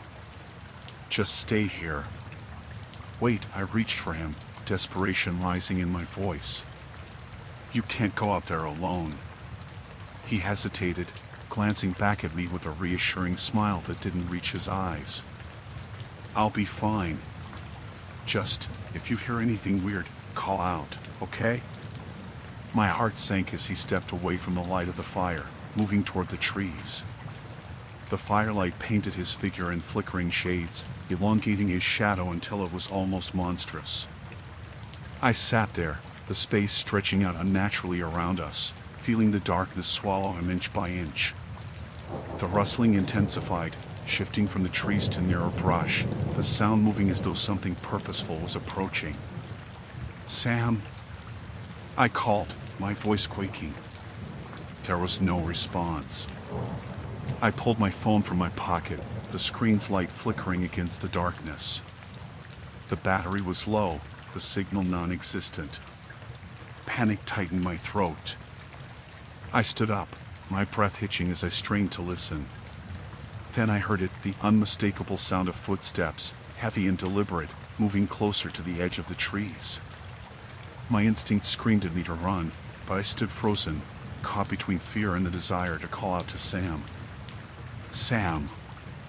I shouted again, louder this time, desperation clawing at my throat. The footsteps stopped. Silence enveloped the woods, too deep, too heavy. I could feel the air quivering, pregnant with something dark. I turned to the fire, and its glow seemed weaker now, the flames flickering with uncertainty. "Sam!" I yelled again. I took a cautious step toward the tree line, my heart pounding in my ears. The rustling had resumed, now a low growl of movement, indistinguishable, lurking just beyond the reach of the firelight. Suddenly, a figure materialized from the shadows, stumbling into the clearing. It was Sam. His face was pale, eyes wide and frantic. "Get back," he shouted, panic lacing his voice.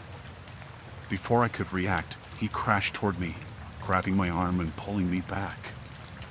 "We need to go. Now." "What happened?" I gasped, bewildered, but he didn't answer. He dragged me away from the fire, the warmth of its glow receding as we moved toward the trees. The sounds of the forest wrapped around us, whispering hidden truths that chilled my bones. I glanced back at the campsite, the fire flickering as if it knew something we didn't. "Please, just trust me," he urged, his grip fierce. I didn't argue. My instinct screamed at me to flee, and as we plunged into the underbrush, I felt the weight of unseen eyes watching, waiting for the cover of darkness to claim us entirely. Panic surged through me as realization dawned. Whatever had been tracking us was still out there, lurking just beyond the trees, the watcher of the lake. I could almost feel its breath on my neck. As we scrambled deeper into the woods, the night closed in around us, suffocating and filled with dread. I could sense it now more than ever, the unsettling knowledge that we were not just camping, we were prey, and in this terrifying game of hide and seek, we were losing. The sun dipped below the horizon, painting the sky in hues of crimson and indigo. The serene beauty of the evening was in stark contrast to the tension that had settled over us since the discoveries of the day. I stubbornly tried to cling to the warmth of the fading light, convinced that it would shield us from what lurked in the shadows. But as the darkness enveloped the campsite, all I could feel was unease coiling within me like a serpent. "I'll start the fire," I said, my voice coming out steadier than I felt. The flickering flames always brought a sense of comfort, a barrier against the creeping fear that had infiltrated our thoughts. I gathered dry twigs and logs, the aroma of pine mingling with the damp earth as I worked, trying to keep my mind busy. Lila stood nearby, her arms crossed tightly over her chest, the tension in her posture betraying the calm facade she attempted to maintain. She had been quieter since we spotted the footprints, the realization that we weren't alone gnawing at her like a relentless predator. I glanced at her, hoping to share a reassuring smile, but she was staring at the trees, eyes wide and distant. "Did you hear that?" she asked suddenly, breaking the thick silence that had begun to settle around us. I focused, straining to pick up any sound that might have escaped me, but all that I could hear was the soft crackle of the kindling as I placed it onto the small mound. "It's just the wind," I replied, though my voice lacked conviction. The trees swayed gently, casting long shadows that danced like phantoms. Lila shook her head, her dark hair falling across her face. "No, it sounded like footsteps." I hesitated, the image of the footprints etched in my mind. The snow-dusted ground had shown signs of another presence, a presence that had left those prints leading away from our campsite. The idea of someone else prowling nearby brought a chill that seeped deeper than the autumn air. "Maybe it was just an animal," I suggested, forcing a lightness into my tone that I didn't feel. But the look on her face told me she didn't buy it. "It didn't sound like an animal," she insisted, her voice barely above a whisper. "It was deliberate." I tried to ignore the creeping dread, focusing instead on the fire.